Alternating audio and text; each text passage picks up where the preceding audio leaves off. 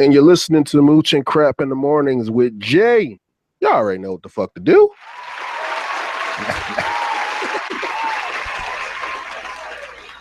Welcome, everybody, to M&C Mornings. Always good to wake up to our buddy, Mr. Siegels himself. Buddy, what's up, Bam? Thanks for that call in and leaving that drop. Listen, what a hectic Sunday it's already been. You know, summers are supposed to be, like, easy like Sunday morning. My ass, all right, crap, because it's hectic like Sunday morning. Hey, speaking of Bam, man, he was doing the selfie thing again yesterday. Was he? Yeah.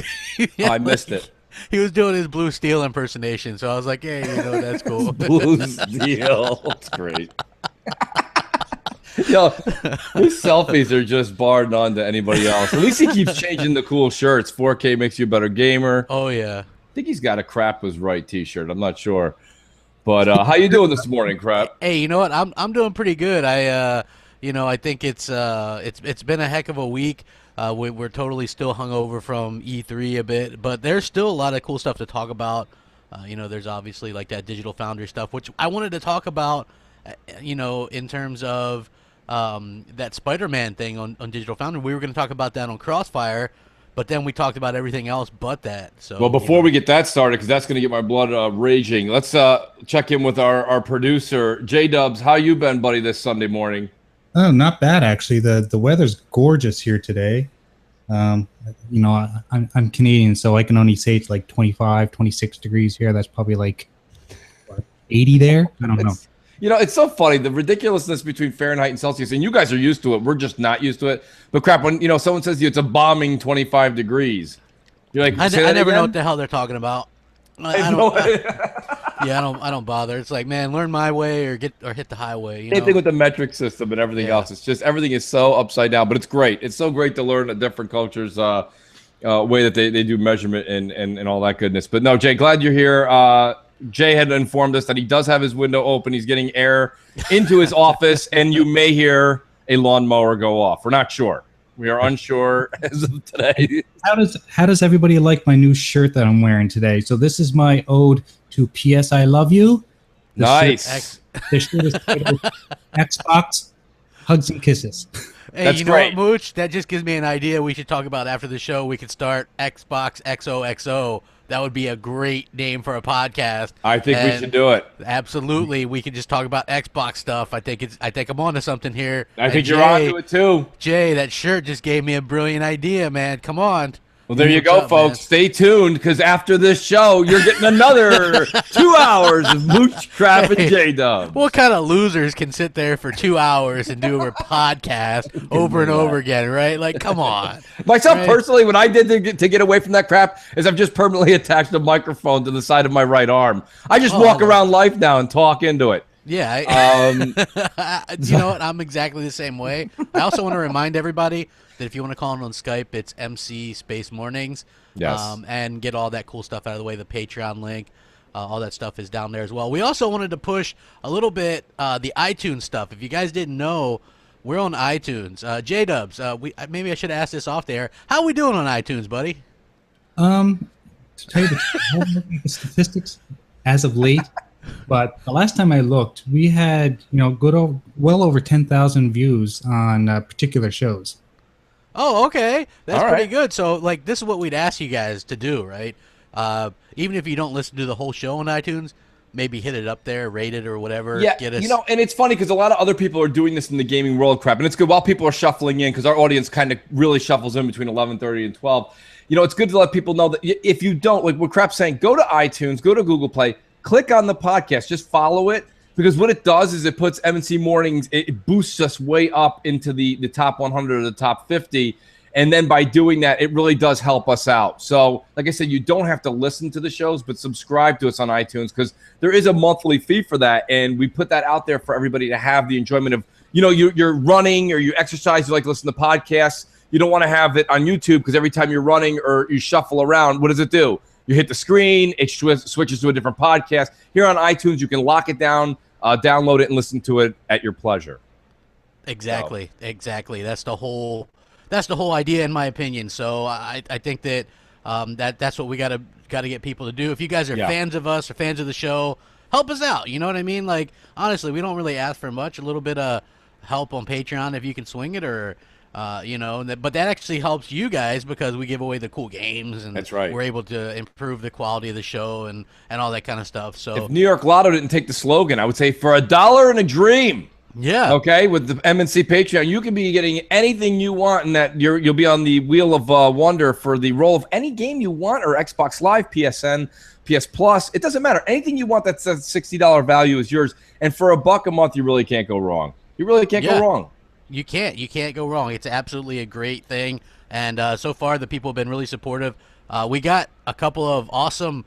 Looks like we're going to have some nice podcasts this week, a couple of MNC evenings, because we got to fit those in. Due to E3, we are kind of tired of podcasting, so we put it off. So, yeah, it'd be a good time to jump in, because then you get access to the MNC evenings, which is always kind of crazy. And, speaking of that, we have Luca in the chat box, and she has won a couple weeks because we had so few voicemails. So if you're calling during the week and leave a voicemail, and we have a couple different ways to do that, preferably the iPhone or the Android way where you email it to JDubs. But yeah, that gets you entered on a Wheel of Wonder as well. Yeah. So, I mean, there's always a lot of cool stuff going on with that. We're giving away cool stuff. It'll continue to get better as we, progress. But I'm very happy with how the show's going, and I think the fans are happy as well. But main thing is like, the supporters and stuff like that, come out and support us. Just go, hey, what's up? We love the show, but we're not going to watch it this week. Come out and watch it. Give us a like every week. Come on. That's right. And like I said, me and Crap, when we first actually started talking about doing podcasts, this is a little MNC. Like, anyone who watches Stern gets to get a little bit of the inside knowledge of the show. One thing me and Crap always do is we make sure that, hell or high water, we try to always get the show out, right? Crap, I mean, that's something. J-Dubs has also got a work ethic. Our work ethic's through the roof. We try to make sure we are always on, short of a life event or some family event that goes on that prohibits it. We make sure that we always have this show, and we try to give you the best quality show. So like I say, we always ask that you definitely stop by. It doesn't have to be live. Live is great, but stop by afterwards to the channel, subscribe to the channel that is hosting it, and like the video, because what it does is it really does motivate, the podcasters to create and keep moving forward week to week. Because when you see the numbers going up, me and Crap and Jay say, we must be doing something right. Let's do more, So, and I think the audience really likes that. That's something that if I was listening to a show and I see that they're expanding, I'm definitely going to hit that like button and leave, a comment, say, this is something I want to see more of. So I can't thank you guys enough. It has been going in the upward direction. Yeah, I agree 100%.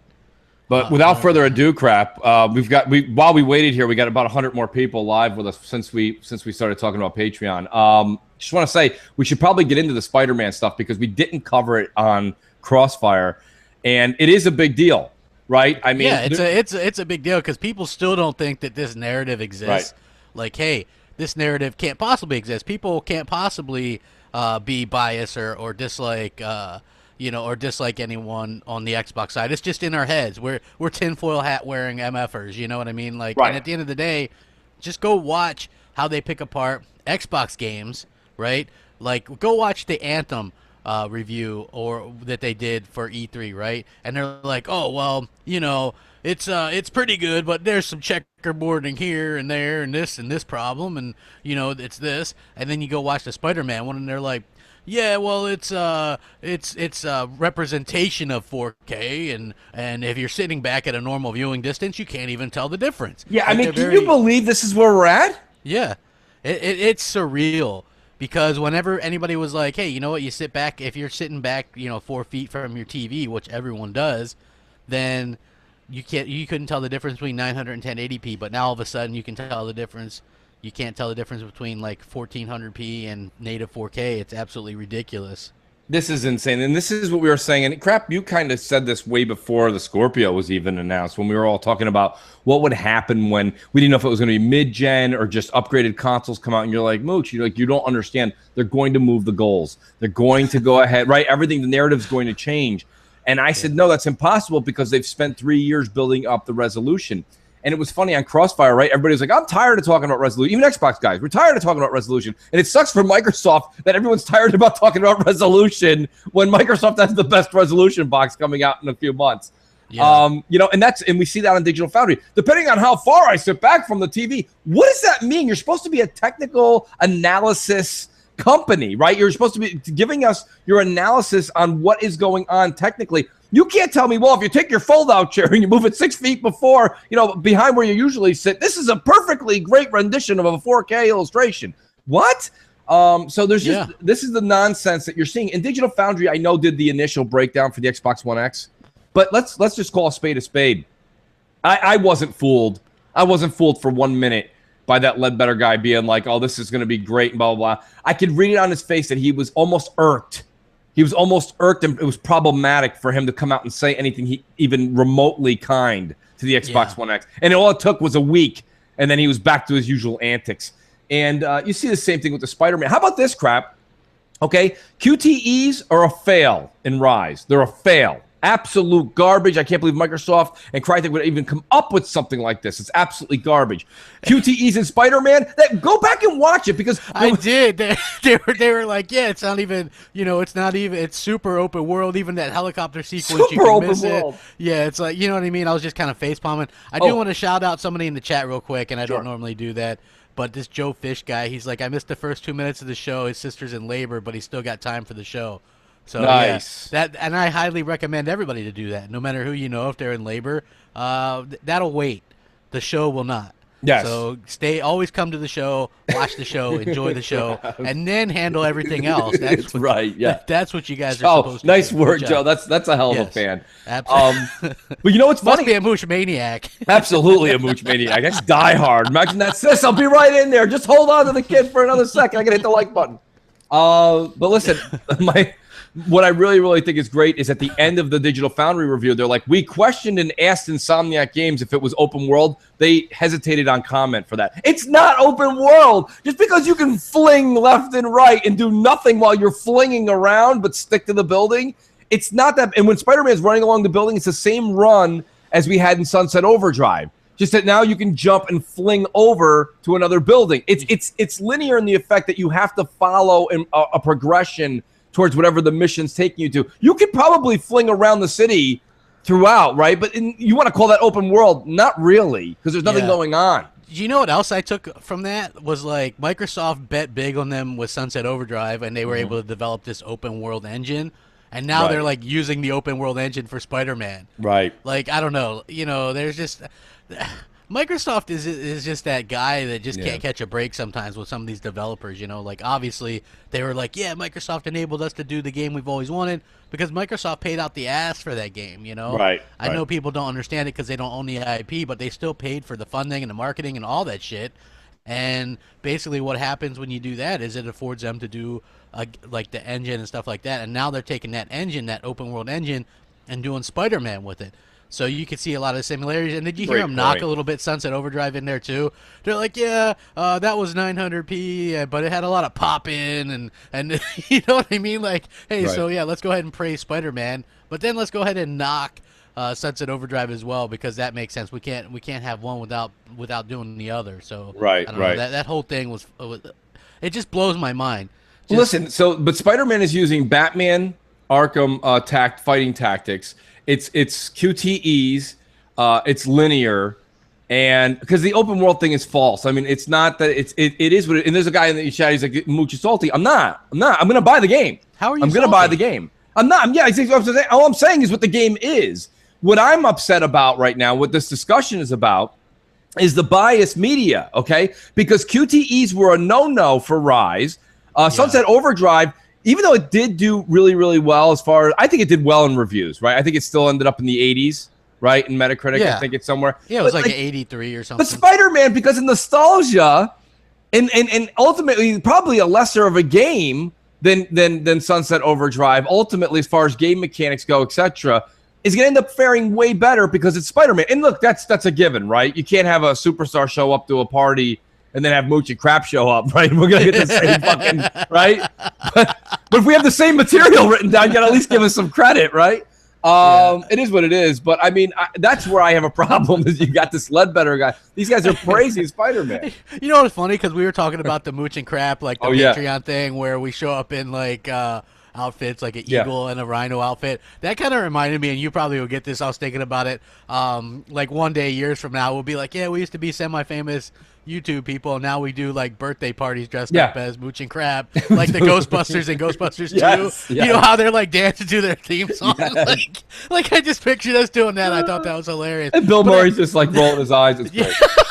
Well, what's really funny is somebody mentioned, hey, we need to get Mooch and Crab plushies, right? Right. And people messaged me and said they'd buy them. And I was like, So but great. again, like people saying they'll buy something Right, and then actually right. buying it are two different things. Exactly. Got plushies with little pull strings on them. When you pull the string, it says, Como estas, bitches? I want that. Yes, I think that's very great, and it's very sensitive to all ethnicities. So That's right. It is. It's That's it's a right. very sensitive saying. So You know? I would love that, like a big rhino. Yeah, I would fucking love that. Shout out to Tryhard Fan, because actually he's a great guy. Always joins us on our streams. He's always here, and he's definitely a Sony fan, but he's a fair Sony fan. But the one thing Tryhard just said that I thought was funny was Tryhard goes, "Hopefully Spider-Man pushes sales of consoles." Sony needs pushes of sales of consoles. You know, like I mean, they don't need any help in that category.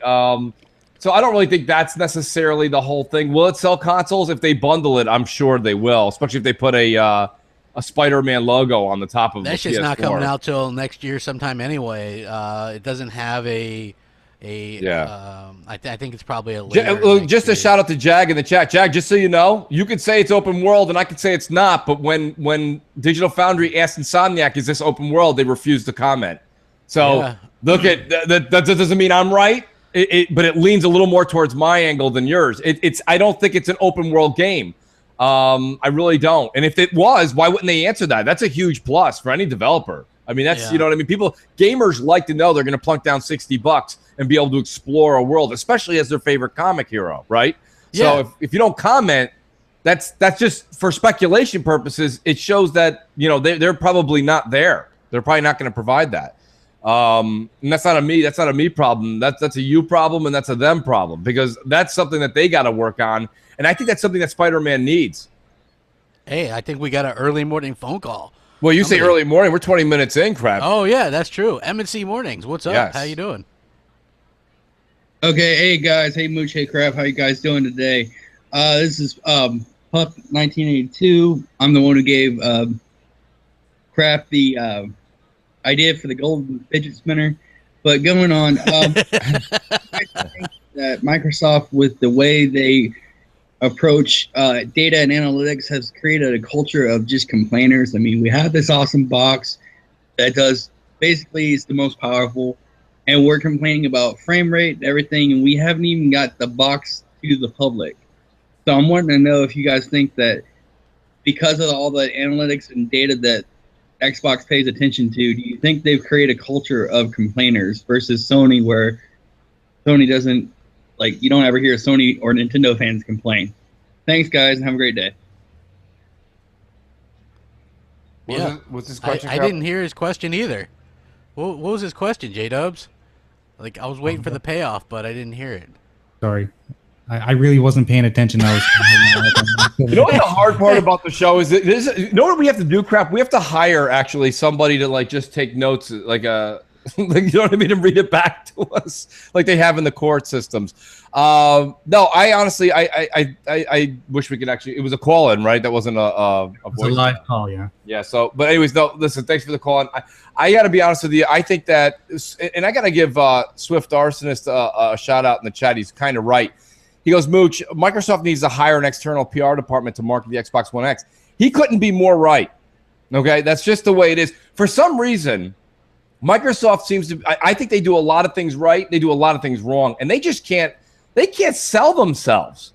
And I don't understand why. Now that you have an X, right? Isn't the box supposed to sell itself? All you really have to do is just provide the stats and put some glitz and glamour on it. You know what I mean? Yeah. I don't know. Maybe have like Megan Fox do a commercial holding the Xbox One X. I don't know. Yeah. Whatever you got to do, just do it. Hey, Valkyrie tweeted out a good thing. He goes, "Do you guys consider the first Batman game an open world game?" And I don't.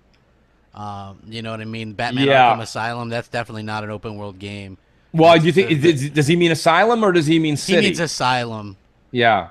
Yeah, Asylum is definitely not a open world game in my we opinion. really should break that down. That's a great conversation piece because I think you could even say that even City, as much as you could like travel the terrain, do you consider City an open world game?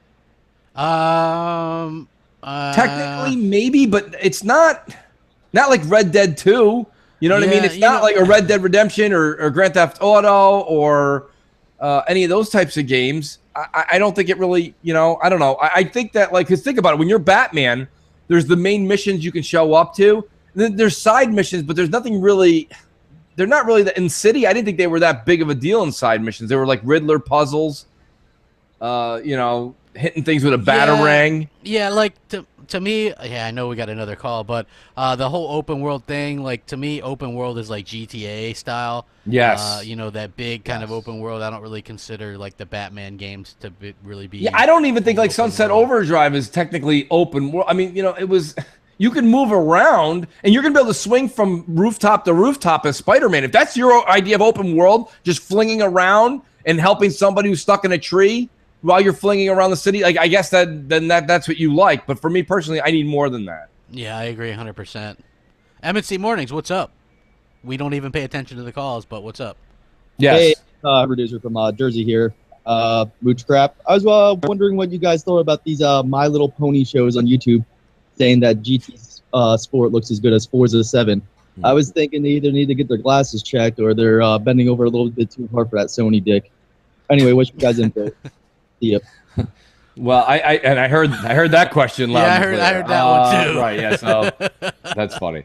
Anyway, I think that I think basically, look, that's people always call me and Crap, fanboys. We definitely have a preference, but I'll sit here and I just agreed with Swift Arsonist that Microsoft needs to work in certain categories. There's certain people that are Sony fans that are going to sit there and tell you saying that GT Sport is better than Forza 7. I mean, there's just. Do you know what I mean? Like, that's like saying, like, the ground beef you bought that's 90% lean at the grocery store is not quite as good as the pink slime you ate at McDonald's. Yeah. And, that's like, it is what you want to say. The soybean patty is just not going to keep up with your true ground beef. And what it comes down to is that's when you get to the ultimate. That's when you're dealing with a world of complete absolutes. And when you're dealing with absolutes, it's not, that's... Absolute idiots is what we're dealing with. Yeah, because anybody that's going to say that after looking at both of those things, right, I think is just really, really stretching. For one thing, when you're looking at Forza Motorsport 7, they're always talking about high-end epic PC settings and stuff. And when you're looking at GT Sport, nobody mentions anything about PC settings or anything like that. It's just a very bland-looking game. There's nothing extremely great-looking about it. It's very bare bones in terms of what it has to offer, like 15 tracks, 140 cars. That's extremely low, and I think they're going to sell that game for a full $60. Like, I'm not sure exactly how you're going to be able to pull that off on people. Like, you have games like Forza Motorsport 7 coming out with 700 cars, 30 tracks, looking like that, having fully dynamic weather. That is something that is going to set the bar even higher. And then you have GT Sport with 140 cars, 15 tracks, and no dynamic weather. Right. And I think it's pretty clear which one looks best, which one's going to play best, especially since Gran Turismo hasn't been relevant since the fucking probably let's go back even further since the Clinton administration. That was the last time GT was fucking relevant. If you don't want to believe Mooch and Crap, that's fine. Then just look at what Sony did. Why wouldn't Sony take a game that's coming out this fall and put it on their biggest stage at E3? They did the pre-show. They didn't even put it on their main show. Microsoft did Forza upright front and center and probably paid a bloody fortune to have that Porsche 911 on stage. People bust their balls. That's just glitz and glamour, folks. I've said this a million times. These shows are like watching the Oscars. You know what I mean? It's like you don't need to watch the Oscars or the Emmys or the Grammys to see like George Clooney come out and present. You can watch George Clooney all day. He's on like 55 channels or your pay channels or Netflix. But you watch it because you want to see the glitz, the glamour, something crazy that happens on stage. So when Forza comes out, Forza's coming. How awesome is it that they even put it on stage? Look at the stage presence of what Microsoft did on their stage show versus the red curtain and the 4 clarinet quartet that they put out for Sony's. Like, that was embarrassing. Sony's supposed to be this huge industrial light and magic. They run the movie industry. And they had what's his name, Sean Layden, coming out with a bucket of KFC chicken. Yeah, he was just eating in the background. He's like, "Oh, I'm sorry. I know it's my turn to come up." And now a great presentation by DLC from The Last of Us. Here we go. All right, whatever. So it's I don't know, but I mean, no. I agree. I think it's completely idiotic at this point and funny. They were like rushing so bad to get through that show, like they didn't even want to do it. And yet people still stick up for them and think they're great. Yeah. And that to me is a big issue going forward. But we got like so many damn voicemails. Yeah, we should hit a voicemail up, guys. We're 35 minutes in. Or take a live call. Crap, at this point, I'm going to go right from this into the speak. Yeah. I'm not going to even... I won't even be able to eat anything today. Yeah. MNC Mornings, what's up? Hello. What's up, Mooch Crap and J-Dubs? Just wanted to say, hey, I'm now a Patreon supporter. What's up, guys? I believe in the dream for $1 a month.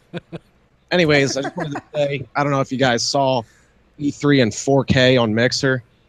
Holy hell. Blew my mind. Almost brought a tear to my eye. On to my question.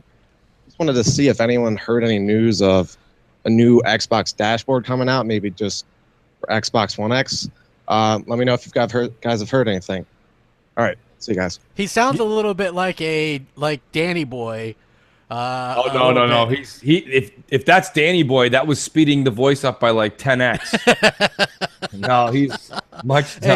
Hey, I do have to say that Mikey Barra kind of confirmed on Twitter that there's going to be something different. Because somebody asked, they go, it's going to be that more affluent design that we saw a while ago. Remember? We saw in that commercial, and so it's going to be a little bit like that. So he said that they're going to be the same dashboard on Xbox One and Xbox One X, but it's going to be different than what we see right now. So, I can't speak for everybody, Crap, but myself personally, I'm a huge fan of like the new things like features and UI. Getting a little back. You guys hearing something? I'm hearing a little echo. J-Dub's echoey. Yeah. But nonetheless, I think that I look forward to things like new UI changes and upgraded features, Crap, just as much as I look forward to the new games. And I'm definitely in the minority on a gaming podcast like this, but that's just me personally. When I saw that new dash and that accessibility, because now the game is playing while the menus popped open. That's a game changer. Yeah, I agree 100%. That's a game changer. I agree 100%, and I'm really excited about what we're gonna see. That's slightly annoying. Hey, folks, we're allowed to have a slight technical difficulty once in a while, but to Jay's credit, he said he was not to blame for any mess ups. That's right. Today, yeah. Well, I like that. Yeah, Jay had us all sign a waiver that said basically, I'm not responsible for any mess ups. The full responsibility is on Mooch and Crap, which at that point I then said, thanks, Mooch and Crap, for any fuck ups. So I agree 100%. What's up, Jay? What's up with your mic, bro? What's going on with my mic? I can't tell from the there's a ton of feedback. You're also scratchy. Like maybe you have to leave the call and then join the call back. Or just reset his mic. Yeah, or reset your mic. I'm gonna jump out and jump back in. Okay, that works. In the meantime, happens lately. Like Google is kind of messed up sometimes. But so now it's MNC solo. MNC solo, folks. Somebody light a match and clap your hands. All right. We got some great people in the chat. Hey, Noof just saw some big boobs in the chat apparently. But really? Yeah, there's lately been these weird like spam bots that show up in the. Hey, if you're gonna spamming us with that, it's fine. Yeah, agree 100%. J-Dubs must be back in because I hear Jay's back and the echo is better than ever. Am I sounding better? You sound better, but the echo is there. Yeah. Are you in studio? No, I am not in studio. Interesting. Well, hey, you know what, guys? The show must go on, so we're going to take it the way it is. That's better now. Whatever it is, it's gone. The echo is gone now. So whenever he joins, there's always that echo for like about 10 seconds. 10 seconds, yeah. Yeah, so we're ready to go. Jay, do you want to roll a voicemail? I keep hearing we have like very long voicemails. Very, very, very, very long ones. So the first this first one's not so long. It's from Xbox One 4K. Nice. Let's hear Xbox One. Hey guys, this is Xbox One 4K from Anaheim, California. I just calling to ask your opinion on the Crackdown presentation at E3. I got a chance to play the game at E3, but I came up a little bit disappointed. I was expecting more from the game, especially I was expecting them to show all the destruction and everything. Yeah. Hopefully, we'll see it at Gamescom. Who knows? But as far as what we played from the campaign, it looked pretty cheap. Sounds a little rude to the developer, but that's how I feel. It just doesn't have the level of polish or the quality we come to expect from other open world games this generation. Even the original Watch Dogs look more impressive in my opinion, which is actually free with gold right now. Even GTA 5 on 360 looked better than Crackdown did at E3. Anyways, were you guys disappointed as well, like I was? Are you still excited to spend $60 on this game after all the hype? I'm having my doubts about the game, but let's hope that they have a much better presentation at Gamescom. And thank you guys for your show. Have a great day. Hey, people are like crapaholic. Yeah, crapaholic. Well, for sure. first of all, Xbox One's a good dude. We've known him for a while. Yeah, he Xbox One's he awesome. wore a 4K Makes You a Better Gamer T-shirt Yes. to E3 to Yes, he Sony's did. conference. In That's fact, awesome. yeah. So good. I've heard different things about Crackdown 3. Yeah, I'm all over the place. Like if you listen to like Tim Dog, he says that the game is really the multiplayer full on destruction stuff, and then the campaign is kind of a tacked on thing. So just think of it as the campaign, like it's a lot like the first one or whatever, but it's just kind of tacked on. It's made by a different Right. developer than made the destructible stuff. So Yeah. hopefully it all works out. I'm gonna get it. Yeah, I will too. I like Crackdown. It's got 4-player co-op. I think that stuff is pretty damn good. So to me, I think it looks good. But Yeah. again, that's like I've heard that the campaign is the worst part. Is the tacked yeah, on and, part. and that's the thing that we have to. You kind of got to expand on that. Like Swift Arsonist, he goes, damn, he said cheap. Here's the thing. We've heard now from multiple people that the single player. Listen, a lot of times you buy a single player game and the multiplayer is just thrown in, and now you have a situation where the multiplayer is the actual golden nugget in this game, and the single player is just thrown in. So that's what they're going for. Now, I will say this, okay? All defense off for Microsoft. Microsoft needs to show the multiplayer at Gamescom crap. They have to show it. They've got to get it out there on people's eyes. They have to see it because right now, Crackdown's not doing what I think that game is supposed to do for the company. Yeah, they're supposedly going to show off something at Gamescom, like the destruction and stuff. The problem is they had already shown off the destruction and stuff like that before, and so they wanted to show off the campaign, and I get that. Right. You know, so so they showed off the campaign. So we'll see the destruction at Gamescom, and hopefully, like Tim was under the impression that maybe it wouldn't ship with the multiplayer, which would be a huge mistake. I don't know if I 100% think that. You know what I mean? So I'm thinking we're going to actually probably see it. It's just going to launch together. You know what I mean? Yeah, it's got to be. Well, if there was a situation like that crap, Phil has to say all hands on deck. This game needs to get done by November 7th. I just don't care. Like, that's not. They can't have another Master Chief Collection issue, okay? They can't have issues. They can't. They can't afford it. They can't have that kind of. Do you see? The Xbox One X is the most powerful console ever made, and you still have Digital Foundry being like, well, it doesn't kind of hold up to the. If you sit a little further back, what? Get out of here. You know what I mean? It's like they're already they're bashing something that is good. Imagine what they're going to do if something isn't good. So we're they getting don't a have lot room. of these spam bots again, man. Hey, that's great. That's awesome. Listen, if you get, that's the way you get spammed, huh? Yeah, That's great. Hey, Terry Crews is bringing the boom. I'm just saying. Yeah, he man. is. Yeah, absolutely. So very cool stuff. Hey, that guy that called in earlier, well, we didn't know what he said. He just DM'd me his question. He says his question that he called in live was, did Microsoft unintentionally create a culture of complaining by paying so much attention to data and analytics? Right. Because we have this great box that hasn't even come out yet, and people are already complaining about frame rate and other things. I still don't understand the question. Yeah, I don't either. It's too early. Yeah, I don't. too I don't early. understand your question at all. Oh man, yeah. Like what? So But you know, one of the subjects we could talk about in between voicemails, crap, is what I have in the headline here. Is developers for the most part. Okay, you have people like Path of Exile and these others. They're all actually praising the Xbox One X, and they're saying that they're turning games around in 4K 60 in hours, maybe a week. I think you're right, and I think ultimately we discussed this on Crossfire. Is that you're going to see the smaller developers, the double A's and the indies, are the ones that are going to utilize the true power. Developers. Yeah. Developers.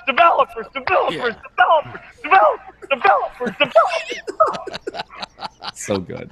I want to see. I want to see Phil get up there and do that. Developers. He really should. Like it's a famous thing that Microsoft is always going to be known for. Shout out to Bomber, but you know it. I miss D Bomber. A lot of people do. Yeah. But yeah, long story I bet you we longer, wouldn't have all these fucking games on PC and all these other platforms and shit. I can guarantee you that. Hey, you want our shit? You buy our shit. Yes, a lot of people, you know, like including, you know, you see the Xbox staff coming out, the executives from Xbox saying this and that, but you got to remember it's really coming. It's all trickled down. So it's the Satya Nadella aspirations of the company. And what's interesting about it is Microsoft's trying to be more friendly than they've ever been. But boy, you want to talk about going to the other side of the teeter-totter? They went from the top to the very bottom of. They're just too friendly. Apple's not this friendly. You know, Apple allows more things on their platform now than they used to, but they're still Apple. Like, you're not going to come on here unless I say so.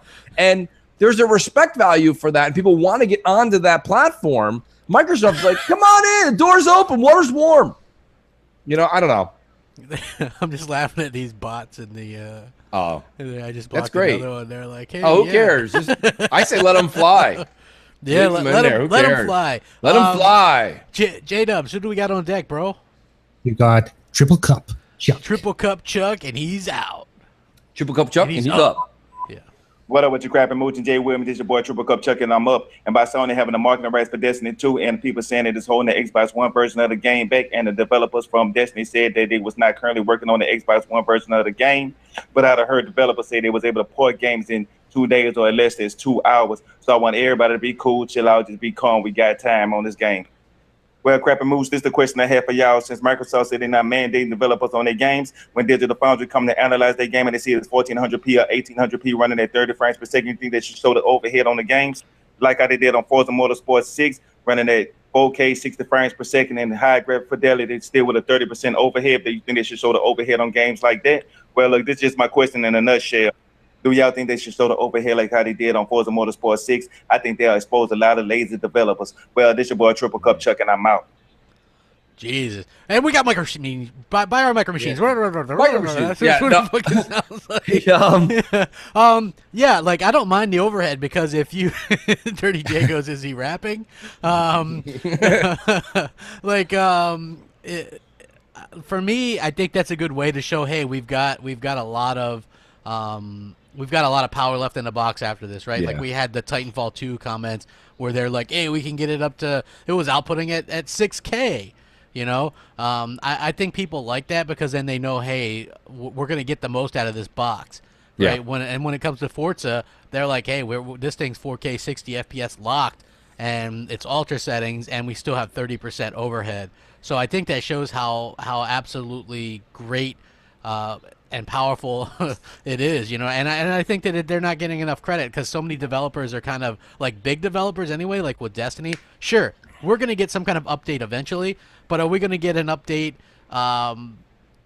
when it launches, or we're going to get a year later? Like, right. What's the deal? Like, is the PS4 Pro going to be the definitive console version until when? You know what I mean? Like, just be fair about it. Well, I mean, let's get into the other part of what Triple Cup was talking about, and he's right. He's saying, you know, basically, should they call out these lazy devs? Here's the thing, right? Crap, you kind of said it with the whole Respawn thing.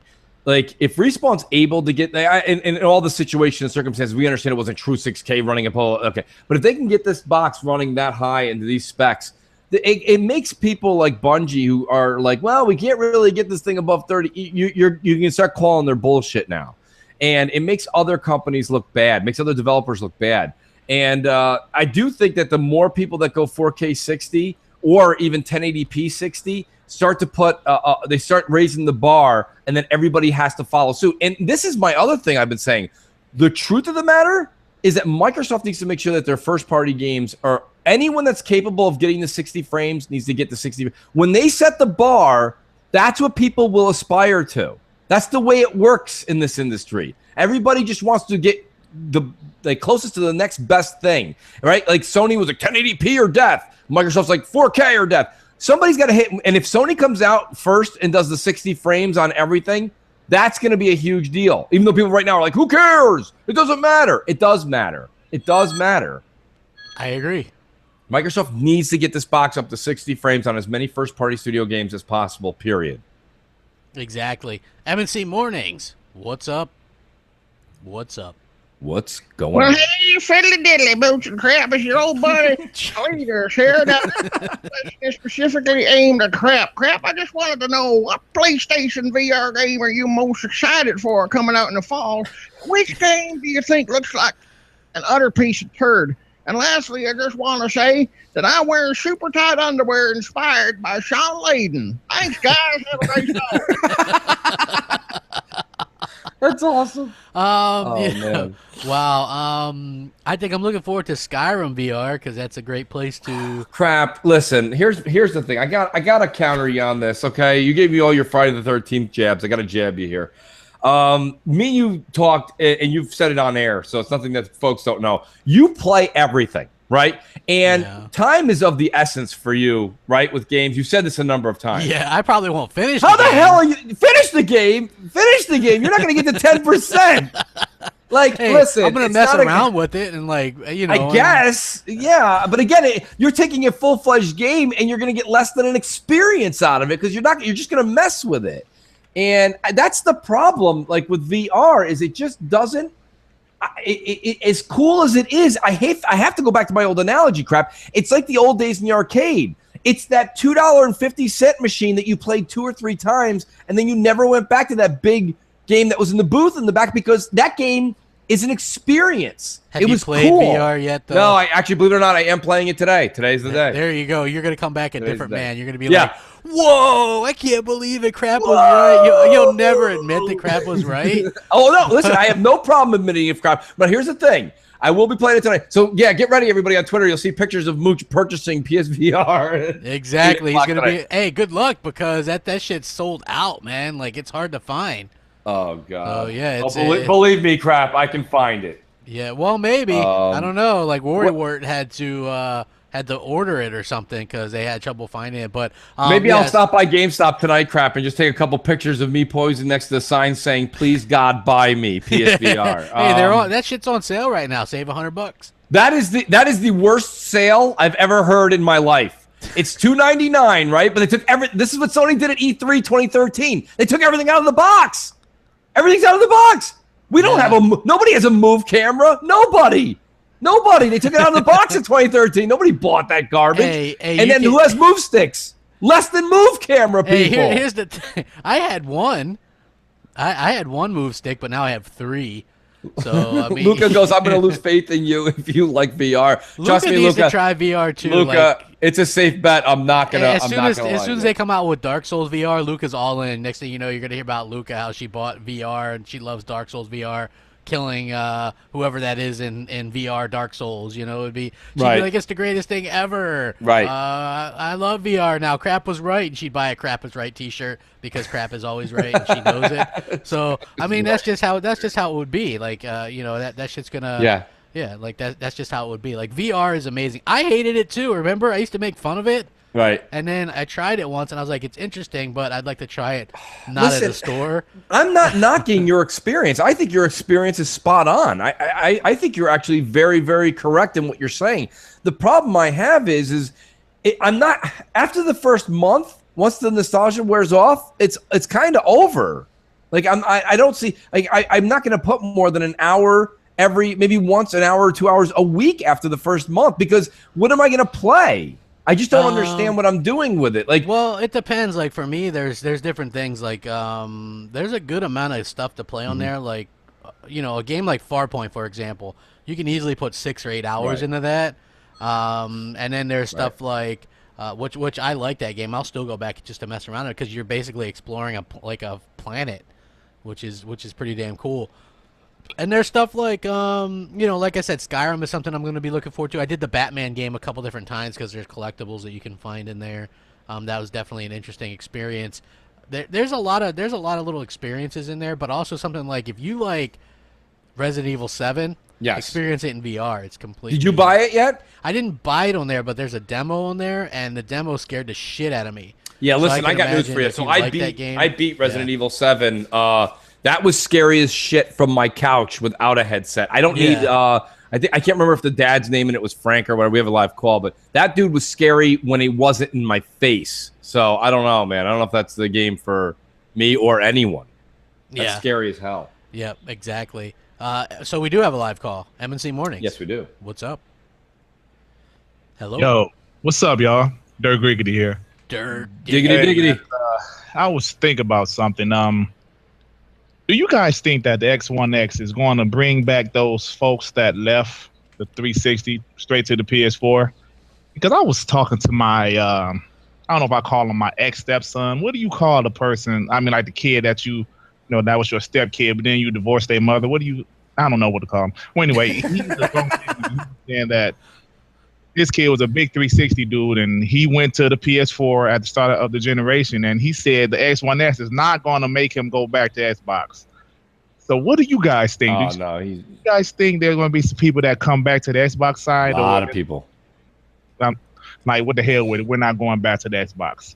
That's all I got. Just one quick question. Peace out. Nice, Diggity. Thanks for the call, man. Listen. It's going to make it easier to go back because of stuff like Game Pass right now. Yep. So I see a lot of people really, really switching back over, hopping back on that Xbox train.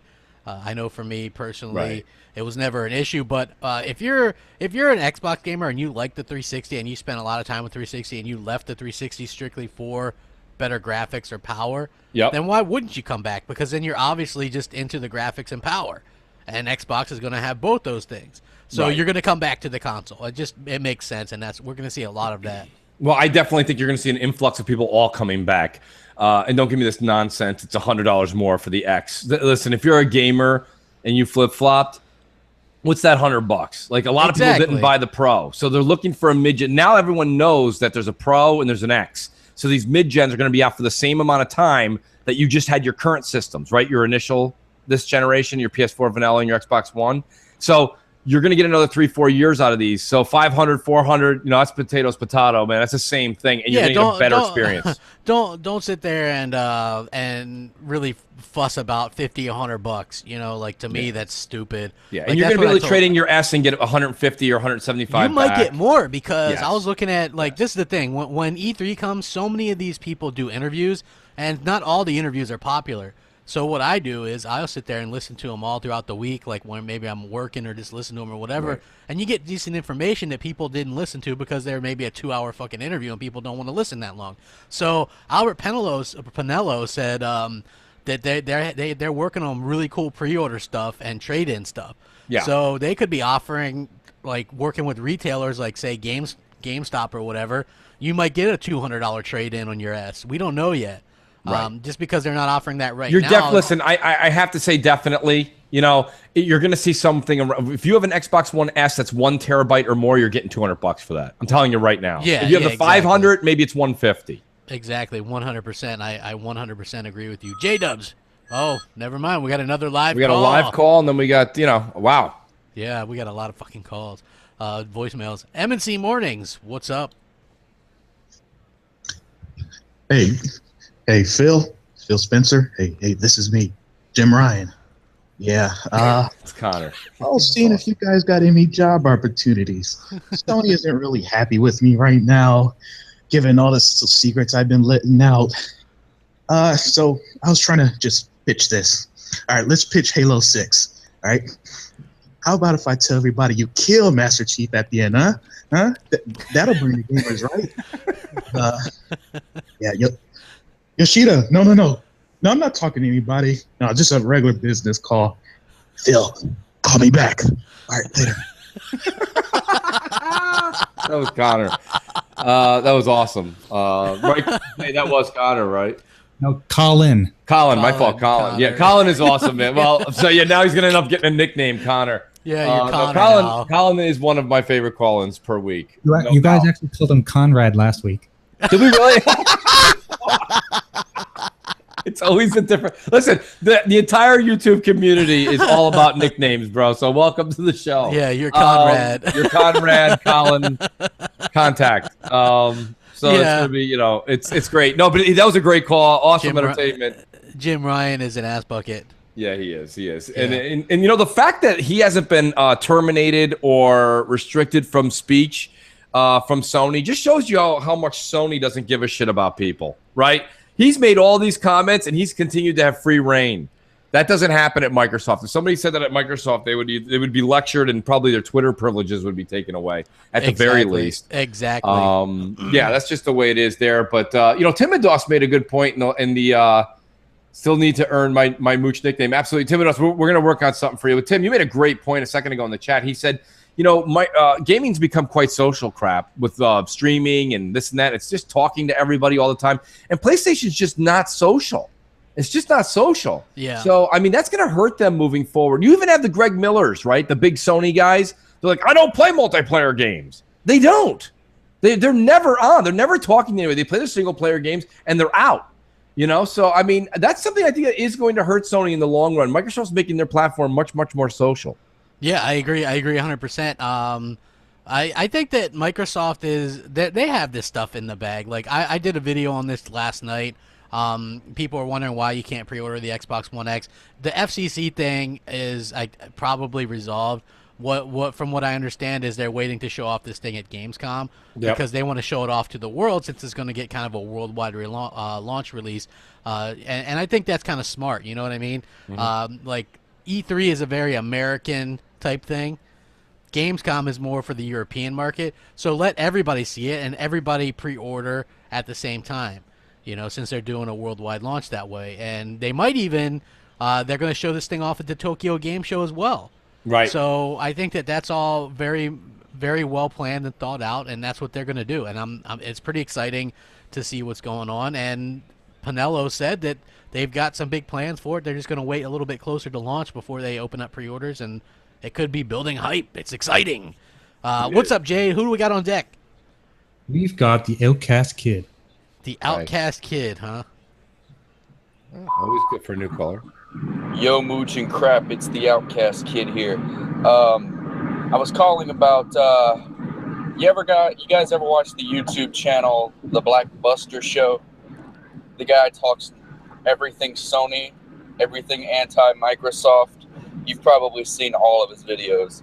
He only shows up around E3 to talk shit on Microsoft and then disappears for the rest of the year. Well, of course, he made another video on Xbox and Microsoft trash talking them about this year's E3. Basically, he had to come up with something. Of course, this argument was about DirectX 12 and the cloud and how Microsoft hasn't been using it and that we're all excited about the Xbox One X, but we've completely forgotten about DirectX 12 and the cloud and how Microsoft still hasn't used it. With a simple Google search, you can go and see what games have already been supported by DirectX 12 and the cloud. It really pissed me off. I did a simple overview of the video and, left a little hefty comment in his comment section. But, of course, he had to find something wrong that was with the Xbox One X. And I just want to know you guys' thoughts on it. But one last thing, Mooch, please let me follow you, man. I had to get a new Twitter because my other one needed verification and it locked me out of it. So _Outcast Kid. All right, thanks guys. Nice. I'll definitely follow. Kids. I don't really know who. I don't follow that guy. No, I didn't know who he was talking about at all. Yeah, I mean, I've never seen anything he's done.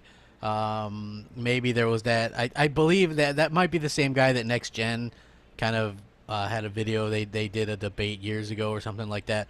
But the thing is, if you want to talk about DirectX 12, we do talk about that. It's baked right into Xbox One X, so it's going to see a huge advantage to that. We're also going to see the cloud. We've been seeing the cloud. Like anybody that knows anything knows that like the Forza games run off that, the Drivatars. There's cloud compute going on in Halo Warzone. There's cloud compute that goes on in Gears of War Horde mode. That's why you can't play that game mode offline.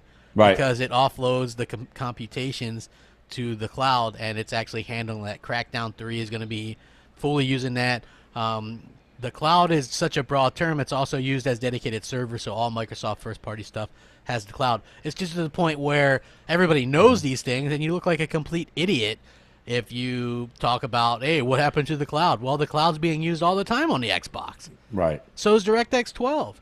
So it's not really a big thing. It's not something really worth pounding home anymore, you know? So yeah, no, I totally agree with you there. I mean, there's also someone in the chat that asked a really cool question, too. They were saying, why do you think if consoles are taking a loss, basically, why are they doing these mid-gen classics? And I'm thinking, to be honest with you, they're doing it because that's the natural evolution of gaming, right? We have to get gaming on console can't always be the little stepbrother that never could. You know, they have to keep up. And to be honest with you, it's not that expensive for Microsoft and Sony to keep us up with the Joneses with PC. No, we can't get the latest and greatest cards for $500, but you can get pretty damn close, crap. And with some engineering and fine tuning, you have a closed net box that can perform just as well as some of these like mid-tier computers, and that's awesome. Yeah, you know, and I they need to agree do 100%. that. Yeah, that is Because freaking ultimately amazing. they're pushing software. If you want us to buy the software, it has to look its best.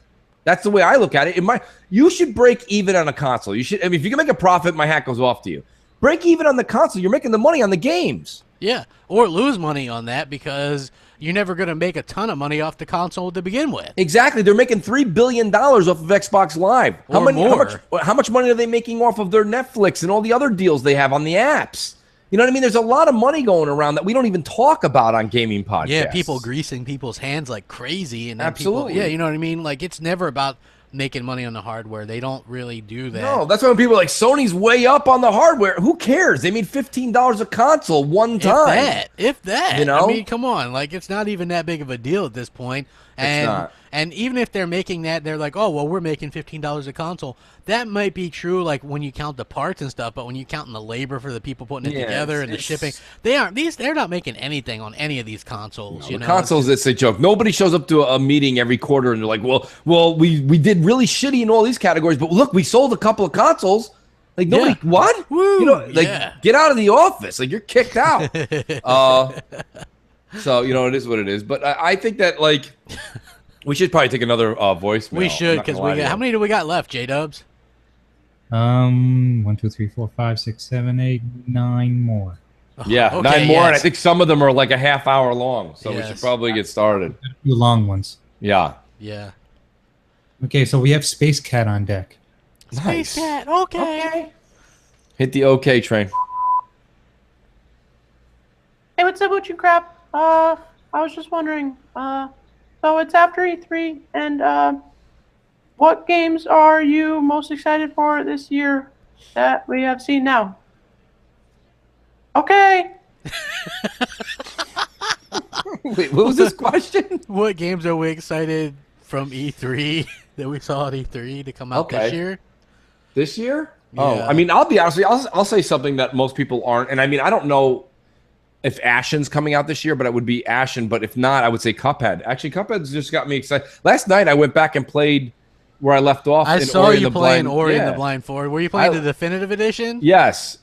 And I'm Yeah. about not halfway, maybe 30% through. I beat it. I beat the original, and now I'm playing through on the definitive edition. You get you get your gamer score again, and the game's beautiful, man. And Cuphead's gonna have that gorgeous artwork. It's gonna be a lot of fun. It'll be a platformer.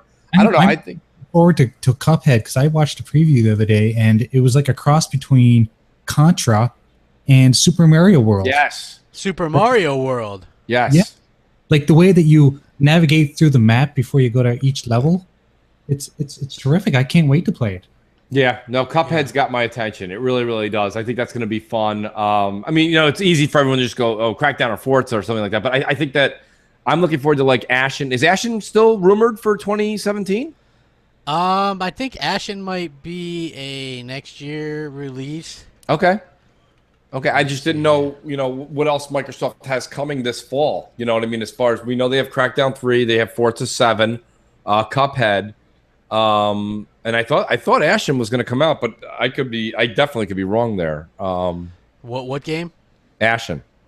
Ashen, let's see. No date on the release date. So yeah. Someone in the chat says I can't wait for Below. Yeah, I actually was looking forward to Below as well. That game's completely disappeared. But it's just off. It's just off the radar, fellas. Yeah, it is. It's completely disappeared. I think it's for me personally, I'm looking forward to Forza Motorsport 7, Crackdown 3, Call of Duty World War 2 or whatever the hell that thing is called. Oh, Battlefront 2. That game looks fucking amazing. Like, obviously that's gonna be. I still think it's gonna be too. I think it's gonna be too casual again. Is that no, dude? They've got Super Lucky Tails. That's gonna be a nice Lucky Tail pickup.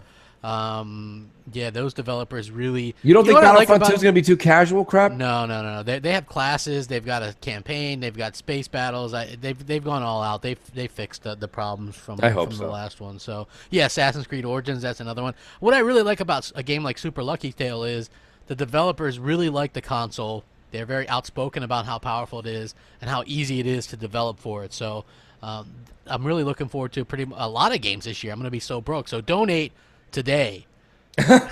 Yeah, I mean, I don't know. The multi-plats, and it's funny. So I was gonna start this whole thing later, but we might as well talk about it. Crap, I can't see us. We're gonna run out and play Battlefront 2, and then you're gonna play Call of Duty. They're gonna come out within like 4 days of each other. I'm playing them all, bro. All of them. Here it comes. I'm playing all of them. 10 prestige. 10 prestige. Crap on everything. No, I'm just kidding. No, I'm I mean, but I mean, you see the problem? Don't you see that being a problem? There is a problem, but also, I think that you play different things with different people. Like one of the dudes that was in my clan for a long time just got out of jail, and if he can stay out of jail, he'd be a great person to play. Well, there you go. He'd be a great person to play Call of Duty or Battlefront with. So it just really comes down to who's going to be around. But I'll play a little bit of everything. Plus, I like the campaigns. Yeah. Like the Star Wars campaign intrigues me. The World War II Call of Duty campaign intrigues me. So even at the very least, like last year was the same thing. I bought Infinite Warfare with Modern Warfare Remastered, Battlefield 1. So I played through the campaigns. And then the multiplayer, I don't even touch hardly the Infinite Warfare multiplayer because that's just bad. But everything else I played, and I loved it, man. It's I'm a gamer. I buy everything. So yeah, I mean, listen. Here's my thing: is I was deliberating. I said, well, I'm definitely crap. I'll love this. It'll be Music Tuesday. I'm definitely going to be grabbing Destiny 2. That's a given. You're going to double dip on PS4. And then I might even double dip. Yeah. Well, if everyone else is double dipping, that's not fair. If you're going to dip the chip and take a bite and then dip again. That doesn't mean I can't do it. Yeah. But no, I saw you double dip a chip. Yes. My whole thing is that's so great. To do it in Seinfeld voice. He took a dip and then he dipped again. So good. Love Seinfeld. But nonetheless, She-Wolf says I lie. I don't play any games. I just played Dead by Daylight with you guys. Yeah, Dead by Daylight for like 2 hours. That's the Dead by Daylight, folks. And Jay Williams already gave J Dubs a heads up. I'm going to be sending him some footage. I'm going to be doing my review on that early this week. Dead by Daylight is a generator simulator. So. Even with the gout, I was playing Dead by Daylight. So which is amazing. It's absolutely amazing. Because it's only in one finger right now, and it's starting to go away. I've been drinking a shit ton of water and stuff. So. Nice. No, crap, we're going to heal you, buddy. We're going to get you back. Think of it as a video game. We're going to heal you. Somebody heal crap. Yes, please. So, you know what I mean? It's personally, I think that Friday the 13th gives a little bit more gameplay. There's a little bit more to do, but I'm not going to spoil the review. I'll probably have that out hopefully earlier this week. But yeah, crap, I can't see us all jumping into Battlefront 2 and then playing Call of Duty 2.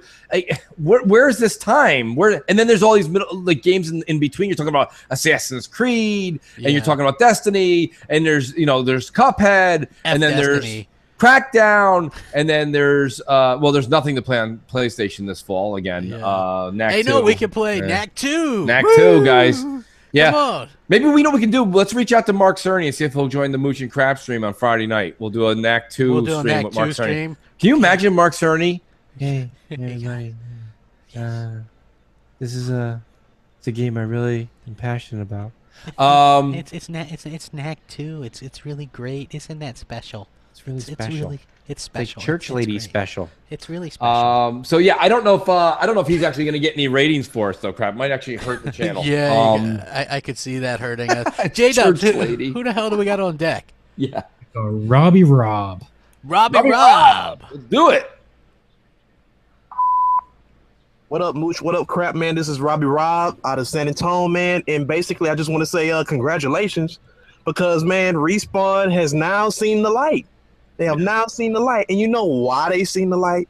It's because you so-called vocal minority guys really, really, really affected them, man.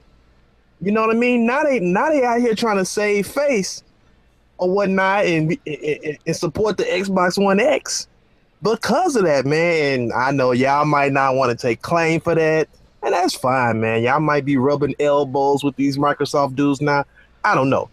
Point is, bro, y'all did that shit, man. Period. Pat yourselves on the back after the fucking podcast or whatever. But what I really want to ask is, so now that we know that Respawn can fucking run games at a crazy resolution and frames per second, so what if Destiny doesn't do it, right? I just want to know, are you guys still going to support Destiny if they just basically port the goddamn game over? And I'm only asking because everything that you guys are passionate about, you guys still turn around and like line their pockets. I mean, from hell, VR. I mean, not Crap has it. Titanfall too. Shit, I think Crap has it. I mean, Mooch, how you think you have it? Soccer cars. Y'all beat that game the fuck down. Now I think all of y'all have it. You know what I mean? And I'm only asking because I'm starting to think like you guys are like blurring the line between being a gamer and standing up for certain shit and being a content creator. I'm not really sure, but I just want to know where you guys stand on that shit. Primarily more Crap I really want to hear from on this because Mooch will stick to his guns on certain shit if he's passionate about it. But Crap, I'm not so sure about you. And not only do I want you to answer it, I want both of you guys to answer it, but all you content creators that listen to this show from fucking Xbot to whoever, I want everybody to answer that type of shit right there. You know, I mean, I'm just curious to at least know where you guys stand on that. And before I get out of here, man, we have to praise a store like GameStop, man. Now I realize why GameStop is here for situations like this. Let's just say if Mooch don't want to buy Destiny 2 because the developers fucking suck and don't want to support the Xbox One X, right? At least he can still play the game and shove it to the fucking developers if he was to walk in the store and go buy that bullshit used. You get what I'm saying? At least he can still get what he want and still fight the cause. You get what I'm saying? Anyway, man, I'm up out of here, man. I've been talking for 3 minutes. I'm out. Later. Good call. So first of all, I'll address the first part where he's like, pat yourselves in the back for getting them to listen. You know, like, I don't want to take credit for that, although I did get told directly by Phil Spencer when I made a joke about Respawn on Twitter that they heard some flack because I'm a content creator. And remember that whole thing where I was like, maybe if we're lucky, they'll close down. And it was totally like a joke. Right. You know, and so at that point you realize, hey, as a content creator and as an influencer, you have certain abilities to influence that. So they got mad and went to Phil. So you know what I mean? So I think that's kind of an interesting thing. So I would say as Xbox influencers, maybe we had a little bit of say, a little bit. I don't know. As for the other part, I guess he was kind of saying that that maybe I flip flop a bit. I don't really look at it that way. I look at it as, you know, you look at something like VR, and I'll just go back to that, where it was easy to kind of poke fun at. Yeah. Then you try it, and it's good. Would people prefer I go, no, it's still garbage while secretly playing and enjoying the fuck out of it? Like, that would be lying. To me, I much rather just say, hey, my bad, I was wrong. You know what I mean? And it's fun. Or that goes with anything. Like, I'm human. Like, people as humans are able to change their mind about something, and that's okay. That's perfectly fine. Right, and we'll expand on it though, Crap, because you're hitting the ball, but you're not hitting it out of the park. What Robbie needs to know from you, okay, and me as well, is why is it that we say one thing and then possibly now? First of all, I'll speak for myself, and then I'm going to give the question back to Crap. I said I would never buy soccer cars, and I said I would, right, and I didn't. I got the game. I said I would never buy Titanfall 2, and I didn't. You were gifted. I was gifted the game. Yeah. I do try to. I will not give my money out when I say something upsets me. Now, when something like Destiny, Robbie used the example of Destiny. Destiny 2's developers coming out and saying they haven't worked on the X yet. That's not me. If you've listened to me the past few weeks, I have not come out and said anything that I'm not buying it. As a matter of fact, as Crap just said, I'm probably going to buy it more than once. I actually like the game a lot. Like, I have communities that really like this game. I will not buy. I'm just saying. It's hard for. I'm going to actually try PSVR for the first time tonight. My brother actually picked it up. I'm going to try. You're going to go, whoa! But I'm not going to buy it. I'm just not. But my own thing. But I think Robbie makes a good point. But Crap answered it well. He said, "Listen, we get knocked a lot, Robbie, for you didn't try it.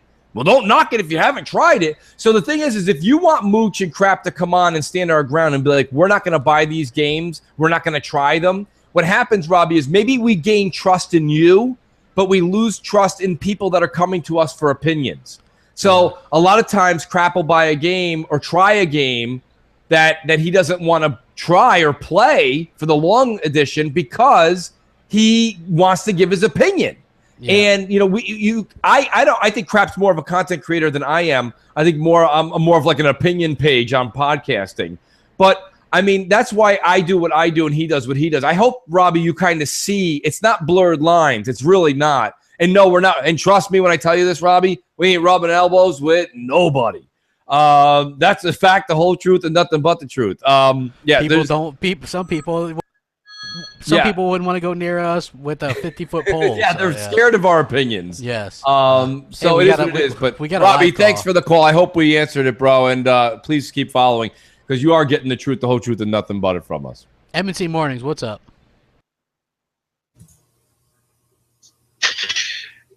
Vaya, Mooch Crap, how are you? It's your friendly neighborhood Puerto Rican ex-body. Hey, listen, guys, Crap, I hope you're feeling better. I heard you have that gout. It's pretty painful. Listen, my question is this to you guys. Or really not, well, it's a question, and basically what I want to know is you guys' thoughts.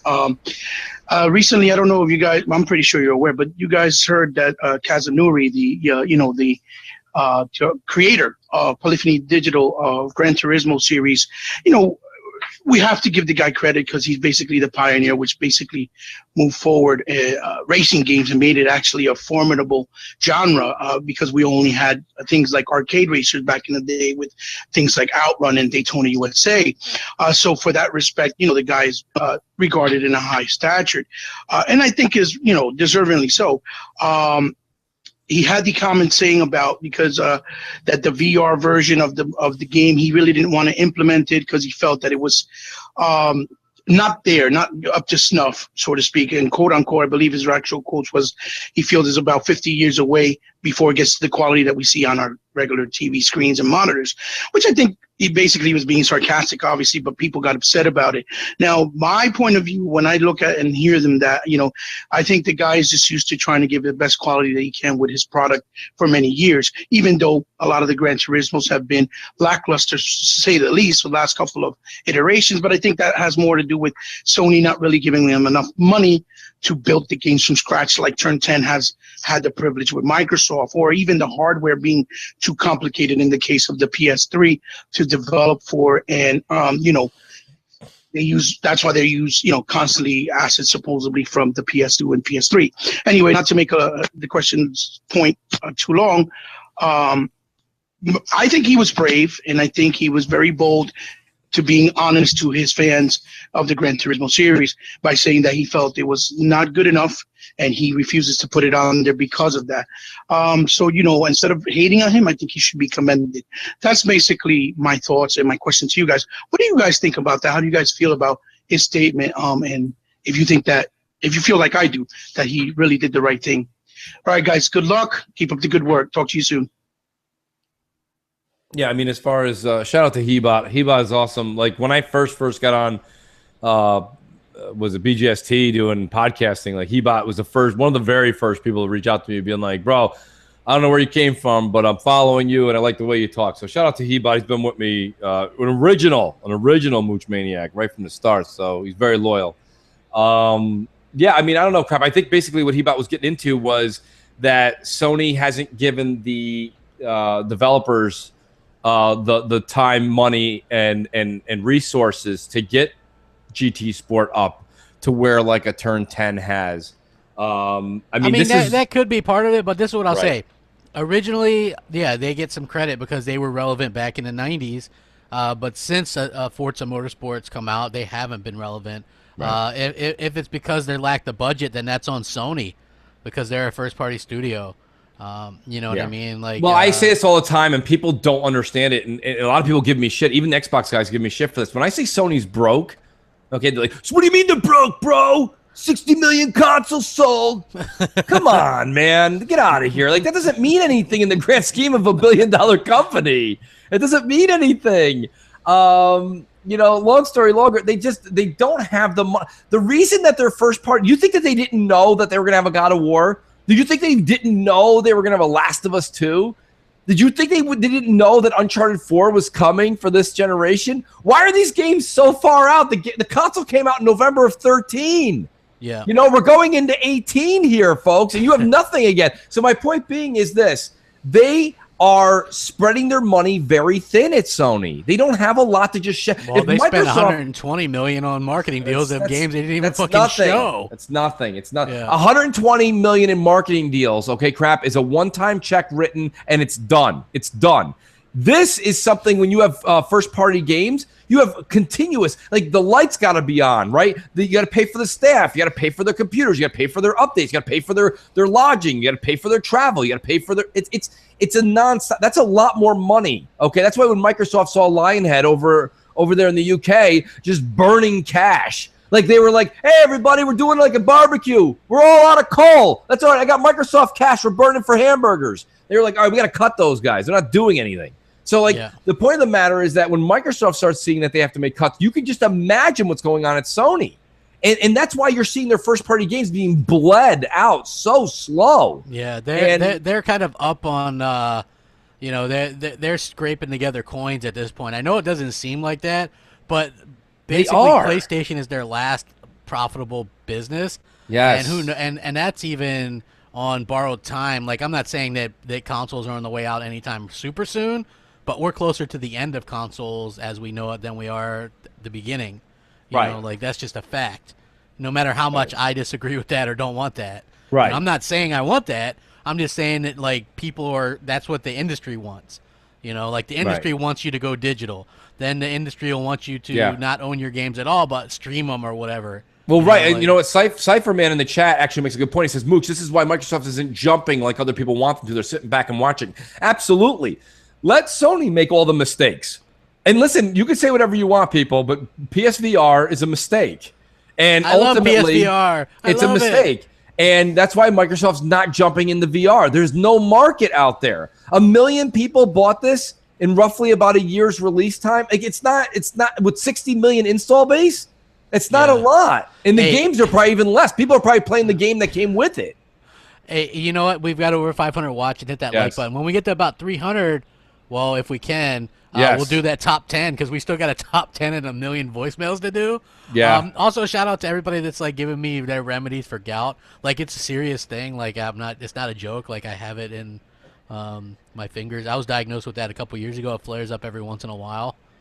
You know what I mean? Like I thought that one guy was actually being true. Yeah, Is that true? Yeah. It's like someone tweeted me as well. What's his name? Jay House. He said, "Mix organic lemon and baking soda after fizz. Add water. It'll knock out the pain. Eat black cherries or drink juice daily." Yeah, cherries. Yeah. So that's like it's like all stuff. Also apple cider vinegar. You know, like that kind of stuff as well. But yeah, it's like a retention of citric like acid. Acid, buildup. yeah. So you want to give yourself, give yourself a cleanse, crap. Yeah, that's what I've been doing, man. I've been drinking a lot of like fluid and water and stuff like that. But anybody that's ever not had, that's ever like for me, having it in my right fingers, it's bad because when you sleep, you can't really. You know, it's very difficult to kind of get comfortable to sleep, and then you end up like it's just very bothersome. So yeah, I appreciate all that. But we've got more voicemails. Who do we got on deck, J-Dubs? We got more Zat. He's a first-time caller. Oh, first-time caller. Nice. Hi, Much Crap and J-Dubs. This is my first time calling to the podcast. I'm Morsat from South America, so forget my shit English. I covered the channel like a week ago. It's really awesome. I really like the job you guys do, and you do a great thing for the Xbox community. And my question for you guys is, how will you guys make commercials for Xbox here in places outside the USA? Because here, this shit is Pony Central, man. It's the bullshit.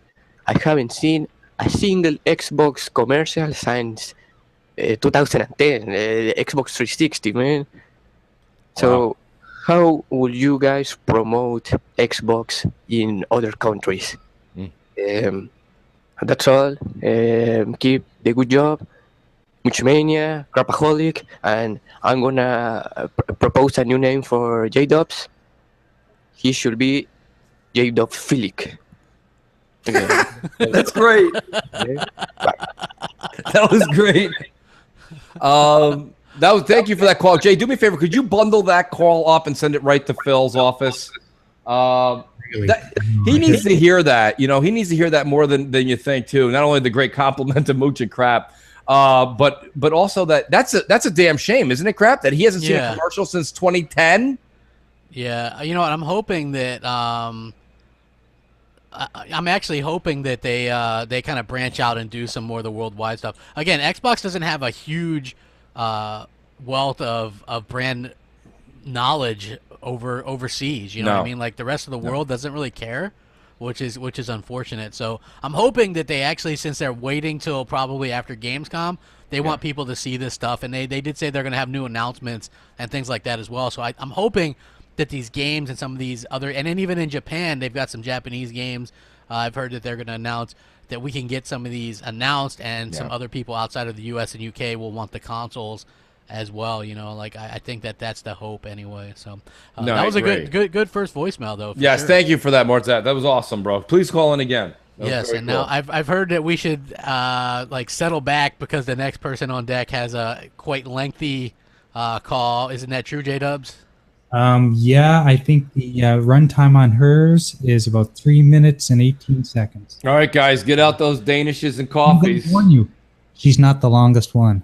Oh wow! Oh shit! Okay, so let's hear it. Hey Mooch, Crap, J-Dubs. Good morning, guys. Hope you're doing well, because I sure am. You know, I just want to say that I find it interesting that people just can't seem to help themselves when it comes to bashing Xbox. It's like they think it's like a joke, you know? Like they think everything's a joke and they can just say whatever the fuck they want. And, you know, everything will be fine and dandy, even though it's like not okay. You know, like I don't understand why we continue to be the butt of all jokes. I don't really get it. You know, I was really looking forward to that Detroit Become Human game. Like, I was actually interested in it because, you know, I'm a multi-console owner and I have a PlayStation. So, you know, it's not like I ever wake up any day like, oh, man, as an Xbox fan, I can't experience any PlayStation games. Woe is fucking me. And then I see that, like, they got jokes, though. Like, these motherfuckers really got jokes. And I'm just like, okay. Like, if you don't want my money, just say so. Like, I don't get it, really. It's like these companies and these journalists and all of these people think that they can just say whatever the fuck they want. And it's okay. Like there won't be any consequences. Like their game's not gonna fucking flop. Sniper Ghost Warrior, whatever the fuck, 3?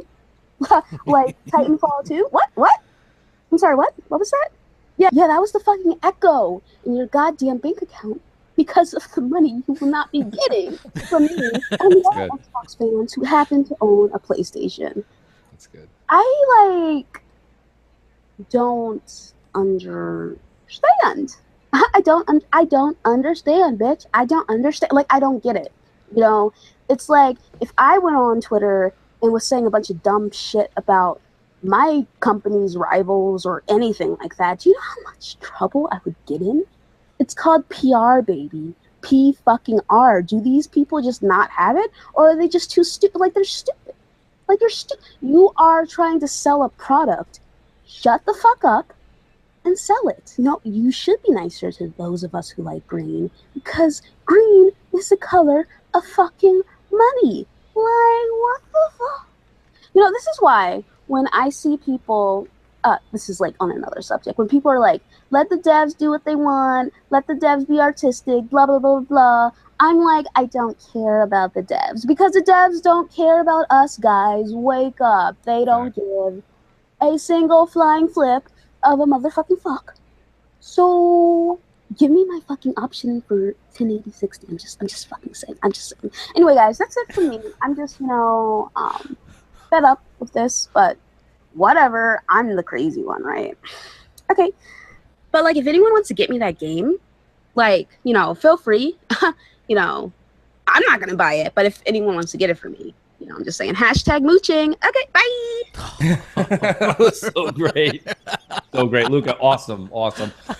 She said something there she said a couple great points, but the one I want to really pick on is that she said, let's stop with this developer nonsense, okay? It's the same. Do you guys care about like the auto? What about all those hardworking auto manufacturers, right? All those people putting your car together, this and that. Like nobody like buys their car, gets in it, and is like, you know what, salesman? You send a letter from me to the people and tell them I love the guy who made this car for me. You know what I mean? Like, no, like they have to put their heart and soul into it, and then we purchase their product. These people need to put the full effort into it to make the millions of dollars that they make. And if they don't make the millions of dollars, that reflects on your game.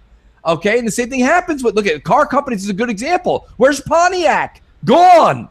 Okay? Where are these other companies? What is that other one there? I can't remember. Where's Saab? Gone. Because nobody bought their crap car. That was a Saab. Exactly. Thank you, crap. I should probably just drop the mic and leave because you proved my point. And, so my whole point of the matter is that, like, if you put out a game that sucks or you're not going to put in your effort, then sorry, see you later. And it's got nothing to do with vocal minority or podcast, this and that. You just made a shitty game. And that's what it comes down to. We're going to end up taking this show right into Speak. I can see it now. Yeah, this show's actually going right into BGST, folks. So we're going to have Blue and Luca on this show. MNC Mornings, what's up? Hi, Mooch and Crap. This is your good buddy, Yahweh Wee from Xbox Live. I got 2 questions for you. Question 1. Phil Spencer said numerous times the Xbox One X was ahead of schedule. Well, why ain't this thing through FCC yet? You can't even pre-order it, which I'm very pissed off about, because I work out on the road and I wanted to get mine at GameStop and slowly pay it off. And if I'm not around, if I'm working out on the road, I probably won't be able to get one. Question 2. Since Microsoft and the FCC are playing grab ass with each other, do you think the Xbox X got pushed back to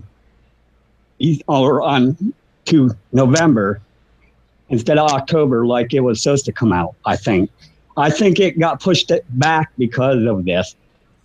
Thank you very much. Bye. Well, I want to answer his first part. And maybe this is a me problem. So, guys, please let me know if I'm misunderstanding this. But the whole pre-order thing, I don't find is a you problem. I don't see an issue with this. I just don't see an issue with this. Like, when it's available for pre-order, you can click the button the same way you were going to click the button the day that it was, that you thought it was going to be pre-ordered. Like that's just, who cares? Second part of his question is like, I want to go to GameStop and start paying it off. Well, listen, I want you guys everybody at home, if you have like a coffee pot or an old, your old coffee pot, like grinds when you're done with that, put like Mooch Collection, okay? And then open it up and put the money in the goddamn coffee tin. And then when you get to like November, you should have the same amount. You don't have to go to GameStop and hand it to somebody who's wearing a Sony lanyard to be able to actually put money towards something. It's called savings. It's called like self-restraint. Okay.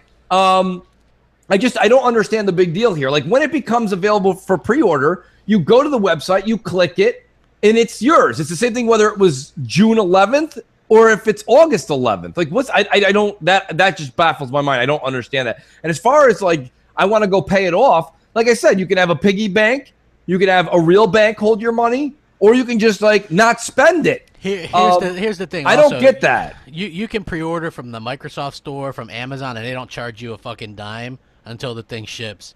So that gives you plenty of time to do that. The other thing is it's not an FCC thing so much anymore. They explained that they're waiting till closer to launch, and the rumor is till after Gamescom because they want to show the thing off to more than just the American audience. They want high pre-orders for everything. This is building up hype. You've got developers talking about it. You've got everybody talking about it. And that's what's going to really push the sales of this thing. Everybody wants it. Yeah. It's the most wish-listed thing on Amazon right now. That's right. And I think, and my point after E3 crap, remember I said this because a lot of you guys were like, I really want to pre-order it now. I said, if anything, this is actually going to help it because now the hype is there. Yeah, they're doing like a Nintendo thing, right? But apparently it's not by design. But they're like, you can't have it. You get like the Switch right now. People are buying the Switch when they see it in stores because they're afraid it's not going to be available again. You know what I mean? For a long time. So people are buying Switch, going home and being like, oh shit, I don't want to play Mario Kart again. Yeah. So it's like people are buying Switch. I must have put in 2 hours on my Switch. Come on. Wow, look at that crap. Yeah, the buttons are still you still have that new button smell off of your Switch. I can't even hold it because I got the gout. New console smell. Listen, I was talking. Shout out to Sajibot, who's in the chat. I've been talking to him a lot lately, and we were. I believe it or not, crap. I was waiting for Shovel Knight to go on sale, but apparently I'm picking it up. I think tonight for the Switch. Because think about it, that game just belongs on a Nintendo console, doesn't it? A 16-bit remake of a game that's kind of like DuckTales merged with Ghosts and Goblins. So yeah, it is what it is. J-Dubs is tapping me saying we got a lot of voicemails. J-Dubs, go ahead and roll a voicemail because I can rant forever. I know. My apologies. We've got Legion of Doom. Nice. LOD. Oof. Hey, what's up, guys? I just want to say I love the fucking show, man. You guys definitely make my Sundays at work go a lot way fucking quicker. But also, crap, bro. You are fucking pure entertainment, man. You are the LeVar Ball of podcast. Fucking great. love it, bro. Mooch, you're just fucking Mooch, bro. Keep doing what you're fucking doing, man. I fucking love you, bro. And also, I just want to give a shout out to J-Dubs, man.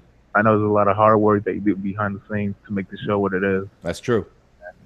Yeah, man, I fucking love you, bro. Thanks for doing this. But enough of the fucking sentimental bullshit. Let me get to my fucking question. I know E3 just passed, and I'm just wondering what game are you most excited about for next year to be announced? Excluding Halo, Gears, and Forza, because we all know those three are gonna be there. So yeah, just one game that you are most excited for Microsoft to announce next year at E3. And remember, 6 is greater than 4. Go Dodgers. Nice.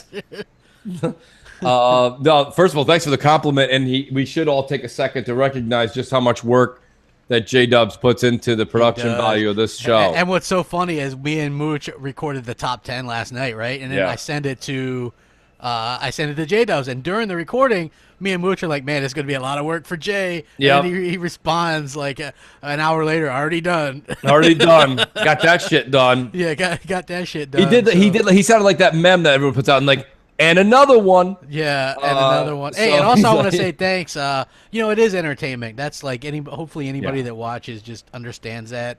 I'm a pro wrestling fan, so I incorporate a lot of that attitude and just, gaming is fun. I prefer Xbox. That part is true, but but nobody really goes around being an asshole all the time to everybody. It just doesn't happen, you know. Right. I mean, there might be some people like that, but I'm not one of them. Exactly. No, very close. Crap, what do you say? 266, very close. We should probably roll it. You're going for that 300, holding that ransom. I was. Crapper is always holding these top 10. Guys, hit that like button. There's 475 people in here. We were upwards of over 500 before. Hit that like button. If you're bored, just think about it. It's like a game. You hit the little thing and it turns a different color. You win. Yeah. Okay? We would like, to blue. get that top 10. It's pretty good, I think. Is there any megatons in there? You don't know. So great when he does that. I love it. No, we'll have to wait and see. I like how Jay even holds us ransom for shit like that. Yeah. Like I gave him the perfect opportunity. You did. Right? You did. You just set up the volleyball, but he may want to hold on to that. He didn't spike it. He just he let didn't. it fall down. That shit's still floating right above the net. No, Jay, I say we roll it. These guys, we're at almost 290. Quite a jump in likes, folks. Hit that like button. We're gonna do top 10, and then we've got a couple more phone calls before we spin the wheel of wonder. Yeah, let's do it. All right, I'm gonna put Jay in studio presentation mode. There we go. Hey everyone, welcome to M&C Morning's Top 10 Countdown. Today is the top 10 bullshit excuses why people hate on the Xbox One X. You're up, Mooch. Number 10, I went to Best Buy and they were all out of 4K TVs. Number 9, it's too expensive, even though we paid the same exact amount for much less powerful machines like the original Xbox One, and even more for the PS3. Number 8, Xbox One X? No, I don't need an X. I already have an S. Number 7, it's too powerful. Yeah, that's actually an excuse. Like, how could this be a reason to hate on a console? It's beyond me, but people say it. I like it. Number 6, I would buy an X, but honestly, I've been waiting since 2013 for a Knack sequel. Number 5, resolution don't matter anymore. It only mattered when the PS4 was able to output at higher resolutions. Duh. Number 4, I just can't financially get behind a guy who wears t-shirts and member-only jackets at an E3 press conference.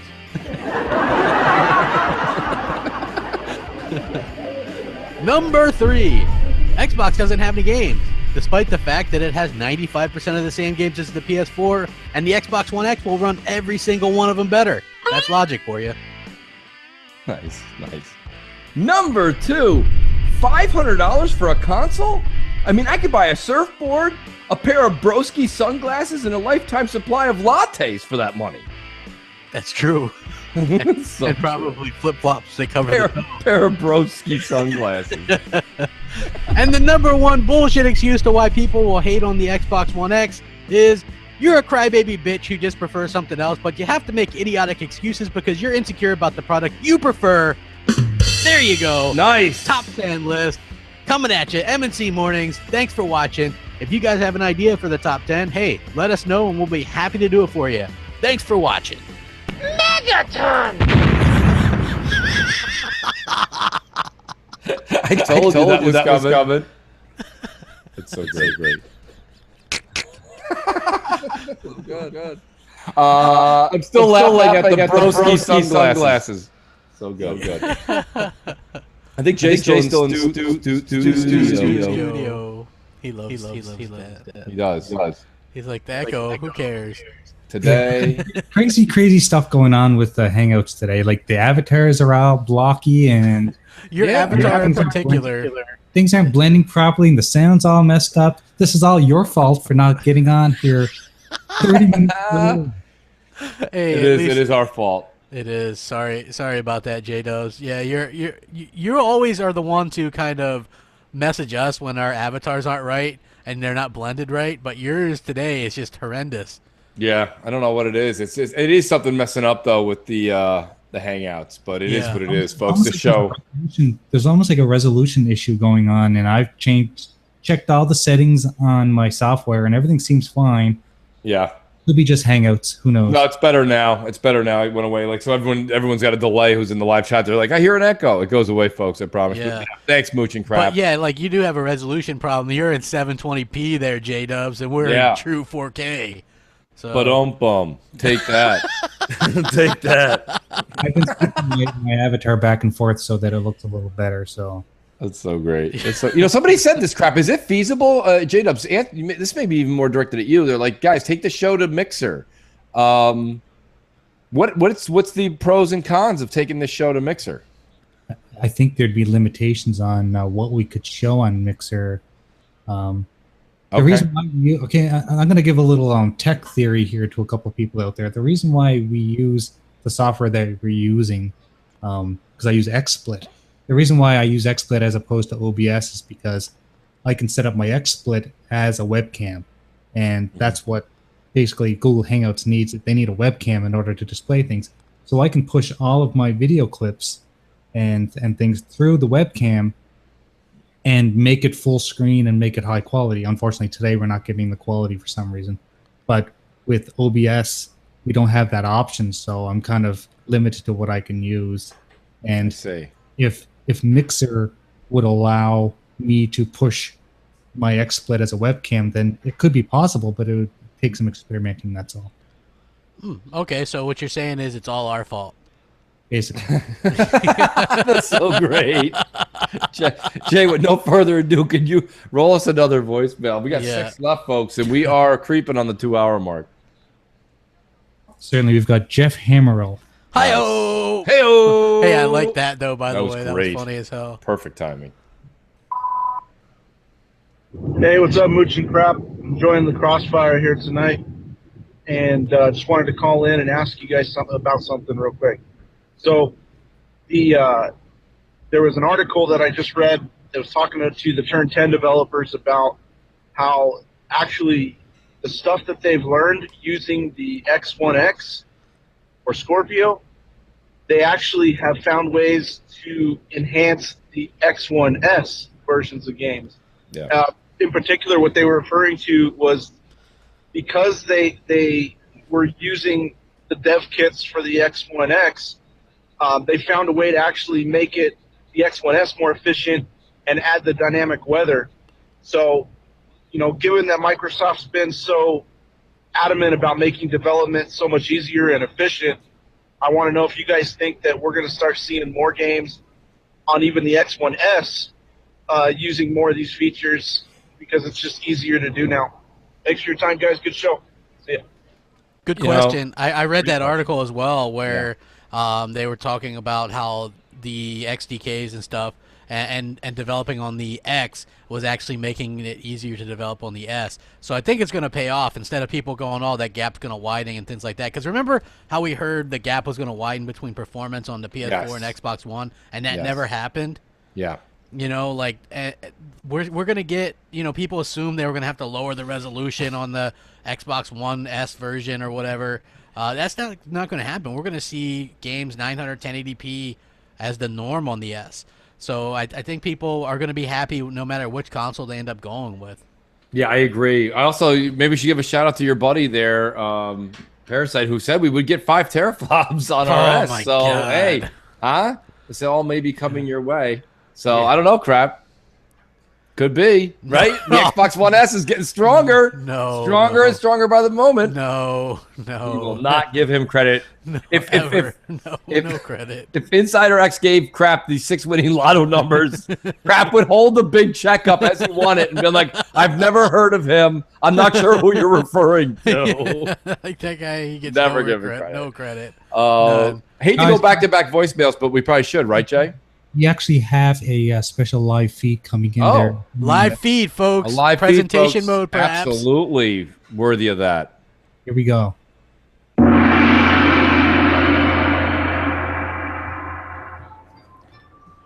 Greetings, Sony fans, MC Mornings, and the fuck? What are you doing here, Cletus?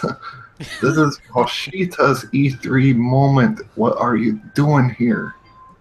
Hey, fiddly diddly, this is Cletus here, and I'm inside the amphitheater checking out Sony's E3 show. I heard a lot of big goings on about this show.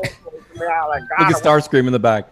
And all sorts of fancy gadgets and other things, even a fishing game of Final Fantasy. And speaking of things that have water, how about this sexy-ass waterfall here? I might have to just jump inside there and scrub my balls inside of this thing because that's about the most exciting thing I've seen at this show. Some kind of band playing there a few minutes ago that had my ears bleeding. And then there was fucking people hanging from the ceiling. What the hell are we looking at here? Oh, God. Just shut up, Cletus. Where Cletus come from? God damn it.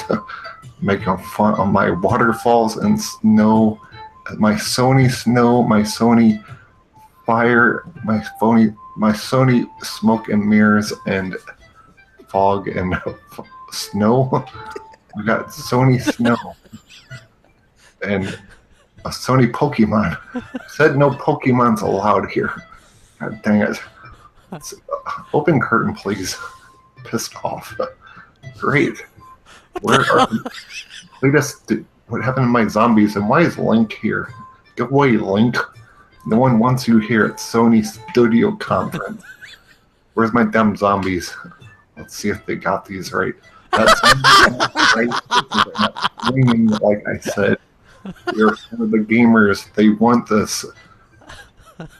Come late and fix this. Good job. You guys did everything right to bring us everything gamers don't give a shit about. Good job. You make me so proud. Okay, Mr. Money, how you doing? Stop giving me that look. I love you, Mr. Money. Now go make me lots of money. Sean Layden, you freaking idiot. Sorry for cussing at you. Why don't you find a shirt that Look at his shirt. Damn ears. Get that tummy back in there. You look like a damn Care Bear. And stop eating while she does food. Get that cucumber out of your mouth. Here, crap gamer, here's a motorboat for y'all. Mark Cerny, calm the fuck down, okay? It's gonna be a good show. Open the curtain back up. Just, if you don't stop running around, I'm gonna hang you and Sean Murray up with the damn zombies, okay? Jesus. Where's my second screen? I said I wanted 3 screens up there, not 1. Jesus. We're supposed to have a rock concert up here, people, not video games. Oh, God, what? Great. Why is this guy here? I said I wanted to start a screen so we can have Megaton and stuff. Get out of here, Transformer. Everything is pissing me off today. Cletus, I'm stealing Zelda's hat because I'm pissed off, okay? Give me your hat, Link.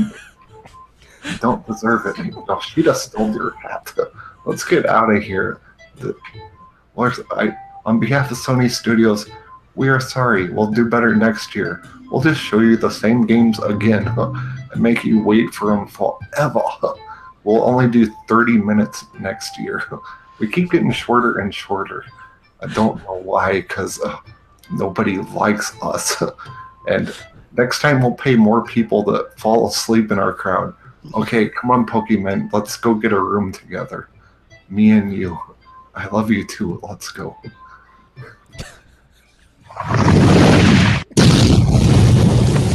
You're listening to M&C in the Mornings. As always, remember, you can't take anything they say seriously. It's just jokes. Jokes performed by YouTube professionals, and usually the joke's on them.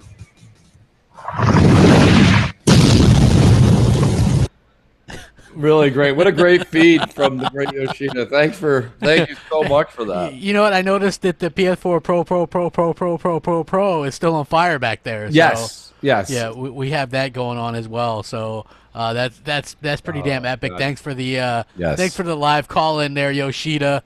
Always love to hear that, and thanks for the motorboat. I always appreciate that as well. And the motorboat for crap was great. Those were so great, so great. Those are a couple of my favorite things right there. So let's hit another voicemail up as we approach the 1 o'clock hour East Coast.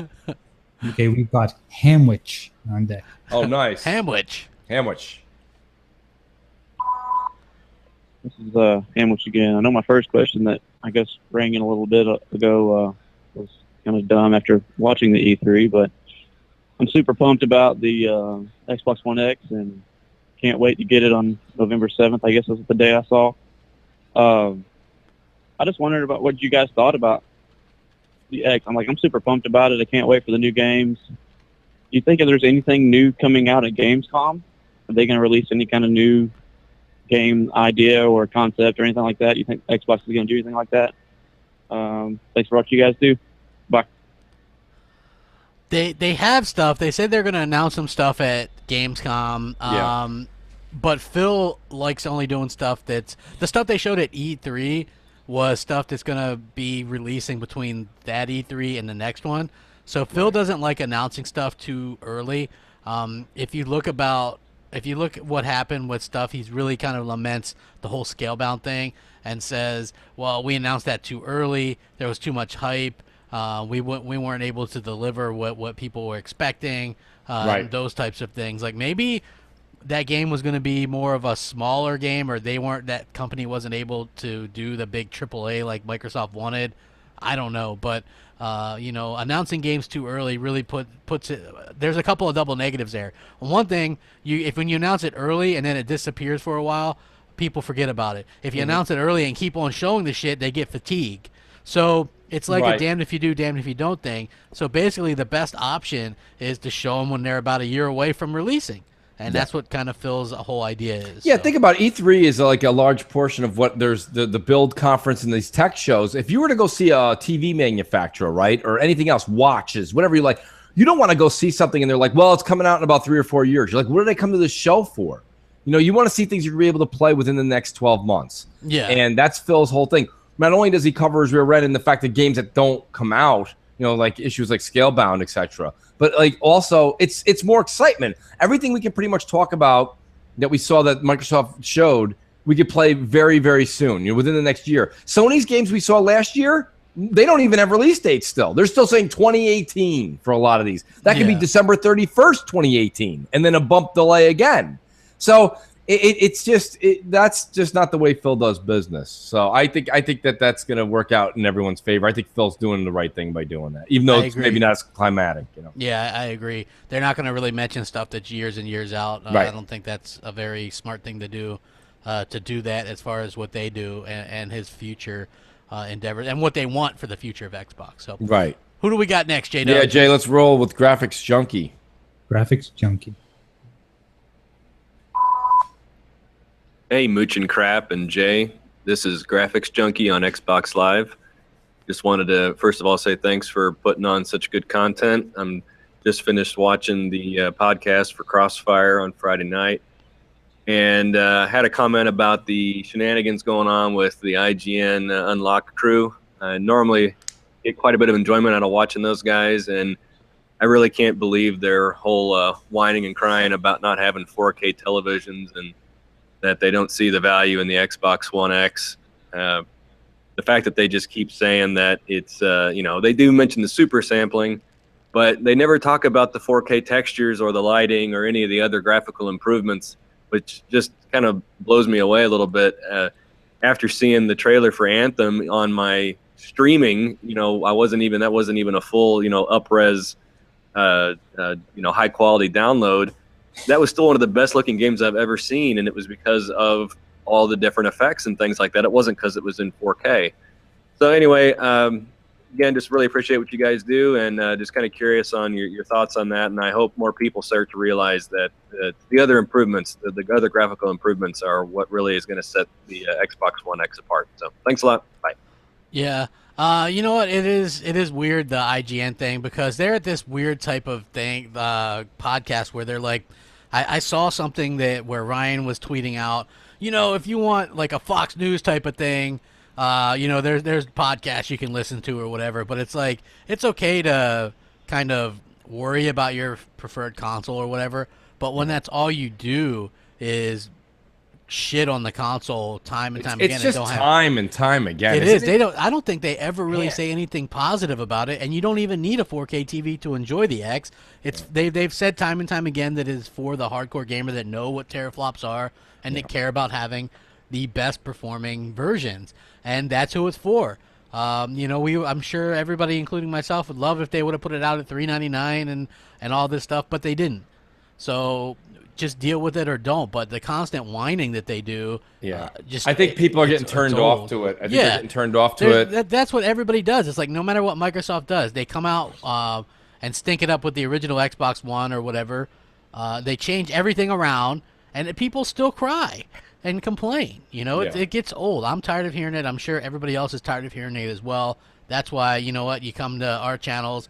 If you want to hear some of the good stuff, yes, we'll complain if there's something to complain about. But for the most part, you're just going to get real deal stuff. And the little shit, who cares? Yeah. So. Yeah, no, thank you. Great question, by the way, to our buddy there. What was it there? Hamwich? Awesome name, by the way. It's so great. I think we got a call coming in from Daniel Grimes. This is the second time he's called in. And whenever I see Grimes, I just think of Rick Grimes from so this must be Carl's brother. Carl's brother Daniel.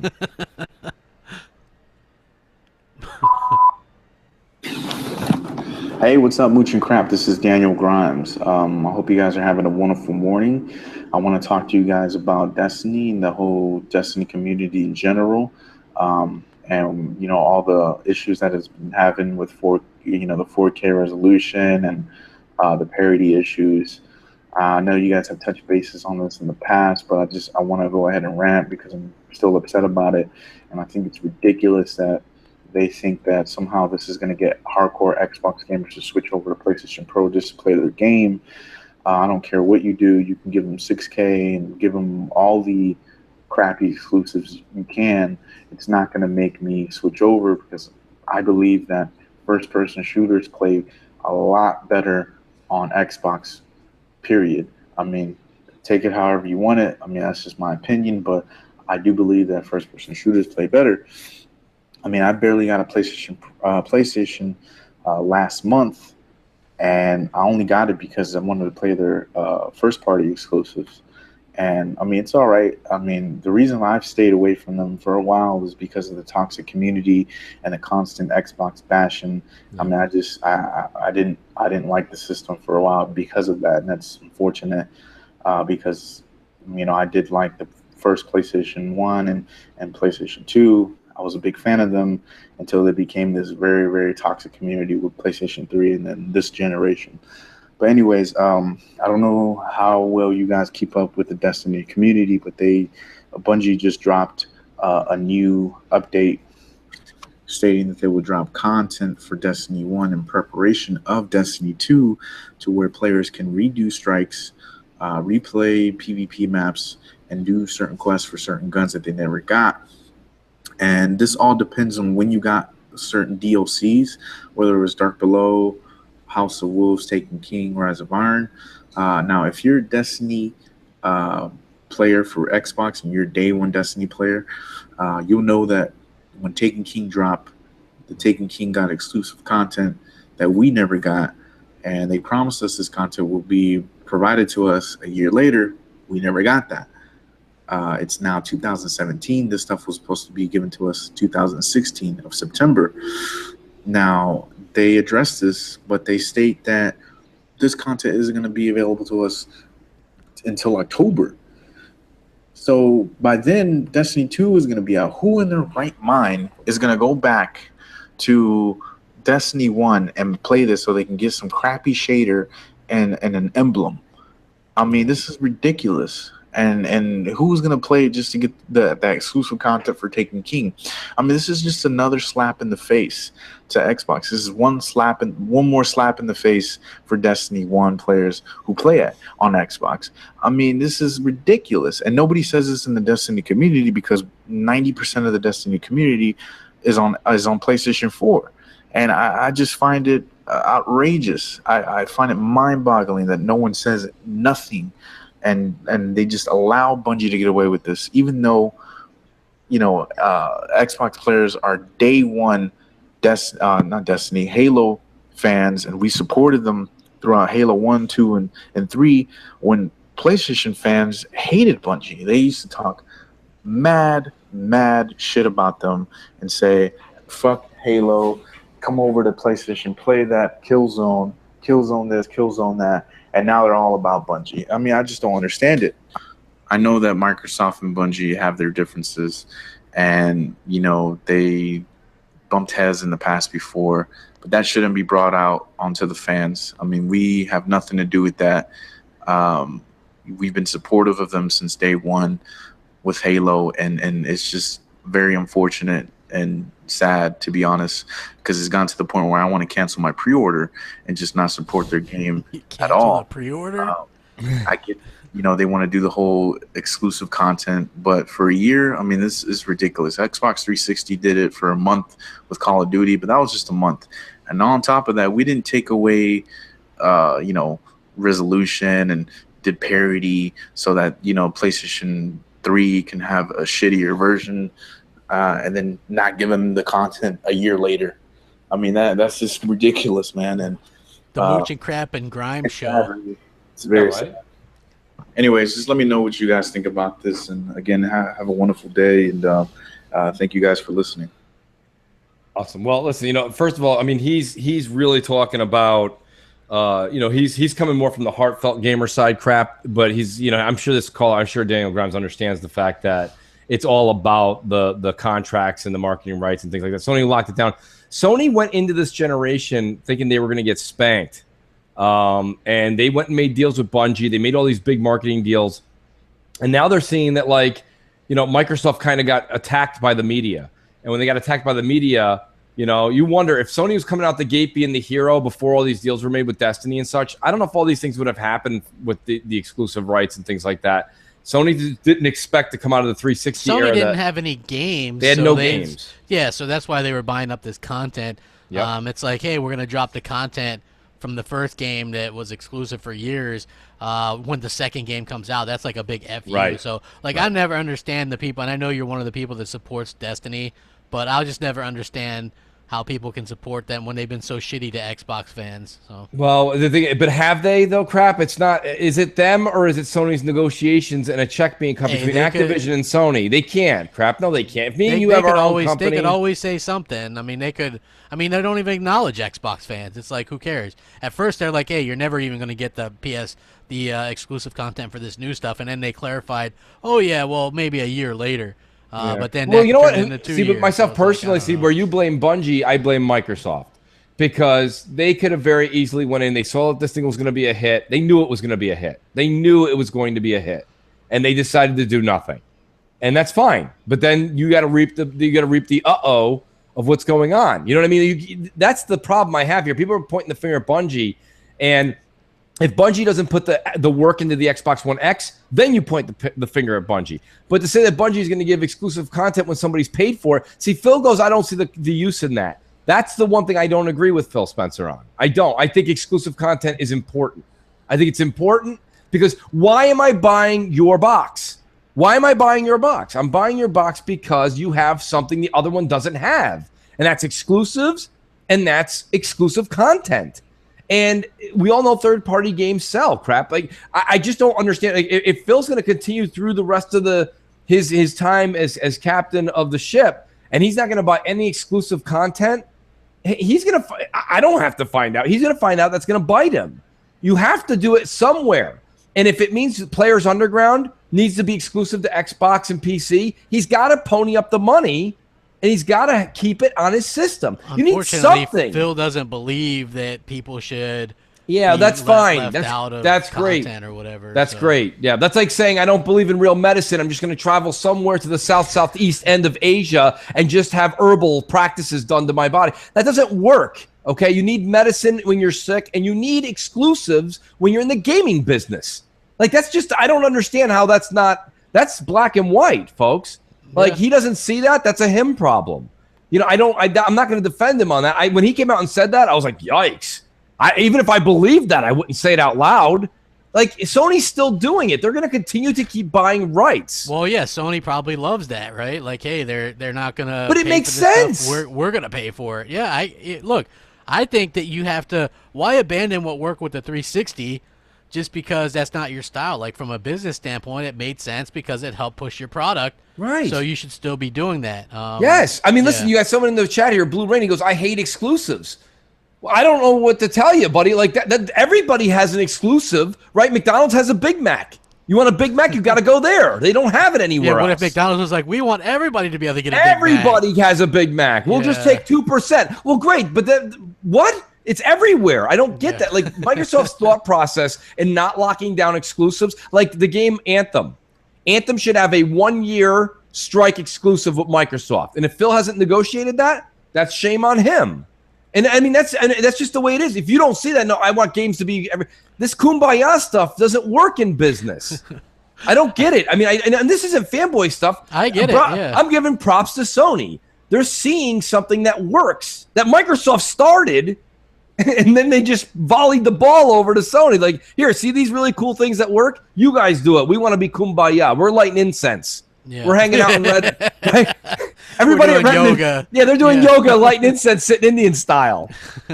You know, it is what it is, man. Like that's something where Phil is 100. Listen, Phil's 100% wrong. He couldn't be more wrong in not locking something down for his platform. You know, and crap. You and don't get me wrong. You have every right to say Destiny and this and that. But I'm saying any game, Anthem. You know, look at Spider-Man. You know, if Spider-Man's big, Microsoft needs to lock down Batman, lock down something else, make a Superman game people have been begging for. Like, do something. I don't know. I agree. We got one more voicemail. Let's roll it. Yo, Mooch, Crap, J-Dubs, Fuzzy here. It's a question on the old 1080 60 versus 4K 30 as far as options. It's not as much a question, just more of a statement. Been gaming on consoles most of my life, did PCs for a while, but spent most of the time modding games instead of playing them on PC, so the extra frame rate didn't really matter much at that point. But just wanted to, touch base, let you guys know having options is not a bad thing. Would love to see 1080 60 as an option, but for default purposes, especially when we're picking up a 4K TV here soon, if they could push the envelope as much as they can, have ultra settings at the highest frame rate they can. If it's a little bit above 30, at least have 30 as a minimum, and go with the 4K resolution should be the default. If they can push it to 60, by all means, and that should be something that, if they can, come up with a special symbol for it being 60 frames a second type of deal. But love to see it, especially on single player, multiplayer. Hey, kind of pay for what you get. Having an advantage with the Elite controller is one thing. Having the extra frames being a little bit better as far as Twitch shooters and things like that. Yeah, it is what it is. Some are going to pay for the advantage, others aren't. But just gamer that would like to see options. Let me know what you guys think. Love the show. Talk to y'all later. Bye. Crap. I while I was listening to Fuzzy speak, I was also following like a few people in the chat, and I think it was where's he here? So Console Gamer X, he says, big fan, Mooch, but I don't agree with you. He says, blocking content is not okay. But you have to understand something, guys. Okay, we all sit here and everybody holds hands and they're like, we're gamers. Stop it. Just stop it. You are a consumer. And the thing about it is that's not a bad thing. Why is it so bad to be a gamer that's a consumer? And it's a business. And we sit here, right? Like, and I'm picking on console, but I'm not picking on Console Gamer X. A good point and his point, and you don't have to agree with me. But you sit here and you're like, competition's good for everybody. Everybody says that every week. Competition's good for everybody on all podcasts. It's everywhere. And then they're like, hey, there's some exclusive content only for Sony or only for Xbox. You're like, bullshit. That's bullshit. It's not bullshit. That's the competition factor. Like, if you're going to listen, I think Destiny was a sure hit when they saw it behind scenes. Bungie showed it to Xbox. Bungie showed it to Sony. Sony gambled and put their money on it. Anthem is possibly that next big thing. So Microsoft just getting poster rights, that's not enough. They need to lock down content, okay? Longer than a week. They need content. And I'm not talking about a skin. You need to have a strike or a mission or a character or something for 6 months to a year. And if you don't believe me, look at Rise of the Tomb Raider. Rise of the Tomb Raider, for the year exclusive on Xbox One, it did what it had to do. It sold 1 million units in less than 2 months, according to Aaron Greenberg. It sold consoles for that Christmas. And by the time it came out on PS4, nobody cared. It didn't help PS4 at all. Sales for Rise of the Tomb Raider, even with all the content, didn't do what it did on the Xbox One in 2 months. So it does work, people. Don't say it doesn't work, and let's stop the kumbaya shit. Stop it. It doesn't work. Like I told you, McDonald's versus Burger King, Gatorade versus Powerade, BMW versus Mercedes, and it goes on and on and on. So you can't sit here and be like, let's all hold hands.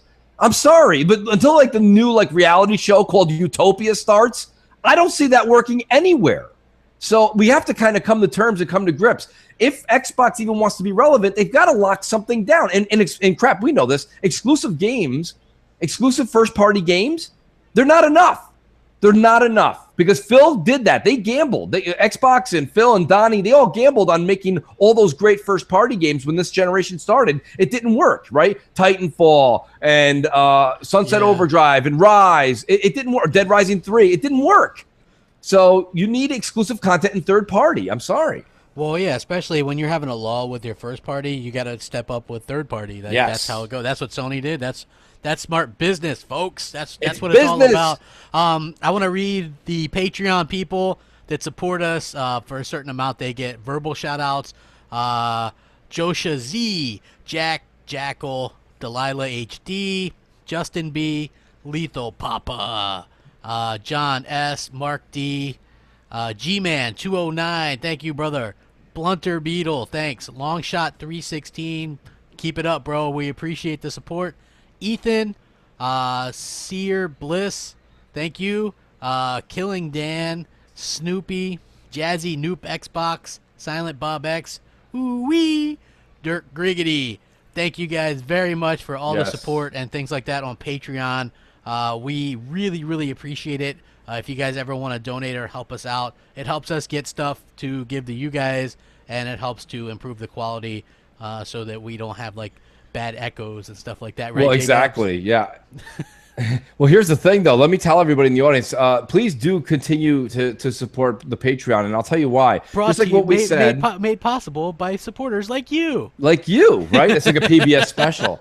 But, you know, what's great about it, though, and everyone's got to realize is that, like, what we said, like, when Phil Spencer took over Xbox, is that you got to give us some time, too. We've only, MNC's only been back for 3 months. And we just started the Patreon like a month after that, so it's only been 2 months. So we got to let that all filter in, and now we're starting to get things out this month to Jay to make his content even that much better. You're gonna see an influx of that. So if you are a supporter, trust me, the work is being done behind the scenes. Please do, like I say, even guys, everyone that was in here today, 500 people watching. If you went to the Patreon, which the link is in the description, and gave $1. You get entered into the contest, and not just that, you're helping. It's a tremendous, tremendous help. We need this sad music with like pictures of us looking all dirty for $1. You can help. For just $1, you can help echoes disappear forever, forever, forever. Find pictures that people have already photoshopped, so we could probably use those. Yeah, that's true. Hey, so let's see. We can do the Wheel of Wonder. Let's do that. Let's do the Wheel of Wonder, and then we can roll that into the Moochie Crap theme song into the outro, and we can get the hell out of here. I got to do a show in 30 minutes. I know. Everybody tune into the Speak, too. I'll do a little plug here. Speak is on, and I don't know if it's on, is that Blue's channel? It's Blue Rendezvous's channel, Blue Rendezvous. So check her out, and I'm on there with the ladies today. Yeah, Luca and Blue and the crew, they do a great job. So yes, absolutely. This is the Mooch Marathon continues, folks. Yes. So put them in presentation mode. And let's roll. Let's do presentation. Somebody's going to win. Possibly Luca for the third time in 4 weeks. Could be you. Has Luca actually won 3 times? She's won 2 out of the last 4 or something like that. She's won a good amount. Yeah, we had a rule. I thought that we would take the week before. We did, but it was like we weren't giving away like super big stuff, and it was like we didn't have a ton, so it was like What's this week's giveaway? Crap. It's a gift card, Xbox Live. Nice. Okay, here we go with the big spin. Extra spin. This spin may be as long as Daniel Grimes is calling. Here we go. Who's gonna win? Look at that physics engine. Woo! Triple Cup Chuck. Triple Cup Chuck, and he's up. He's definitely up. He just won. Yeah, he won. Awesome. Nice Good job. work, Triple Cup. Congrats, Triple Cup Chuck. I'm going to leave Jay in presentation mode because we are going into 2 presentations. Want to say thanks to everybody. Crap, do you have anything to add? Yeah, I have a video that went live at Sabotage. 1 because I know, dude, it wasn't supposed to be sabotaged because I this know, was supposed to right? be It's over supposed at to be 1. over, right? Yeah, so I was like, okay, that's cool. And then, yeah, so go check that out. It's a pretty good one, and give it a thumbing. And, let me plug this one more time, guys. Please do keep in mind the Patreon and go to iTunes, Google Play, subscribe to us on there. It really, really puts the show in perspective. Everyone says they love the content. Let everybody on iTunes know that this show exists. We appreciate it. Yeah, show your Mooch and Crap love. Show it. Yes, Damn show it. that love. Show us that love. Click on it and forget it. Set it and forget it. Yes, and so we're gonna end the show and with the Mooch and Crap theme song and right into the outro. Yep. Studio's on. It's just studio. All right, enjoy Sunday. Yes. Rack 'em up.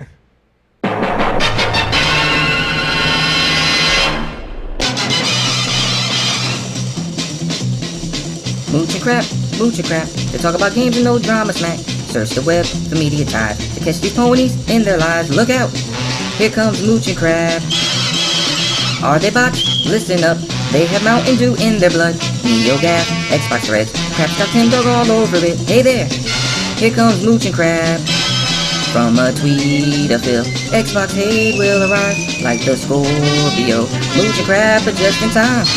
Mooch and crap, zany gaming dual Mooch and crap. YouTube game is their core. A thumb in is its reward to them.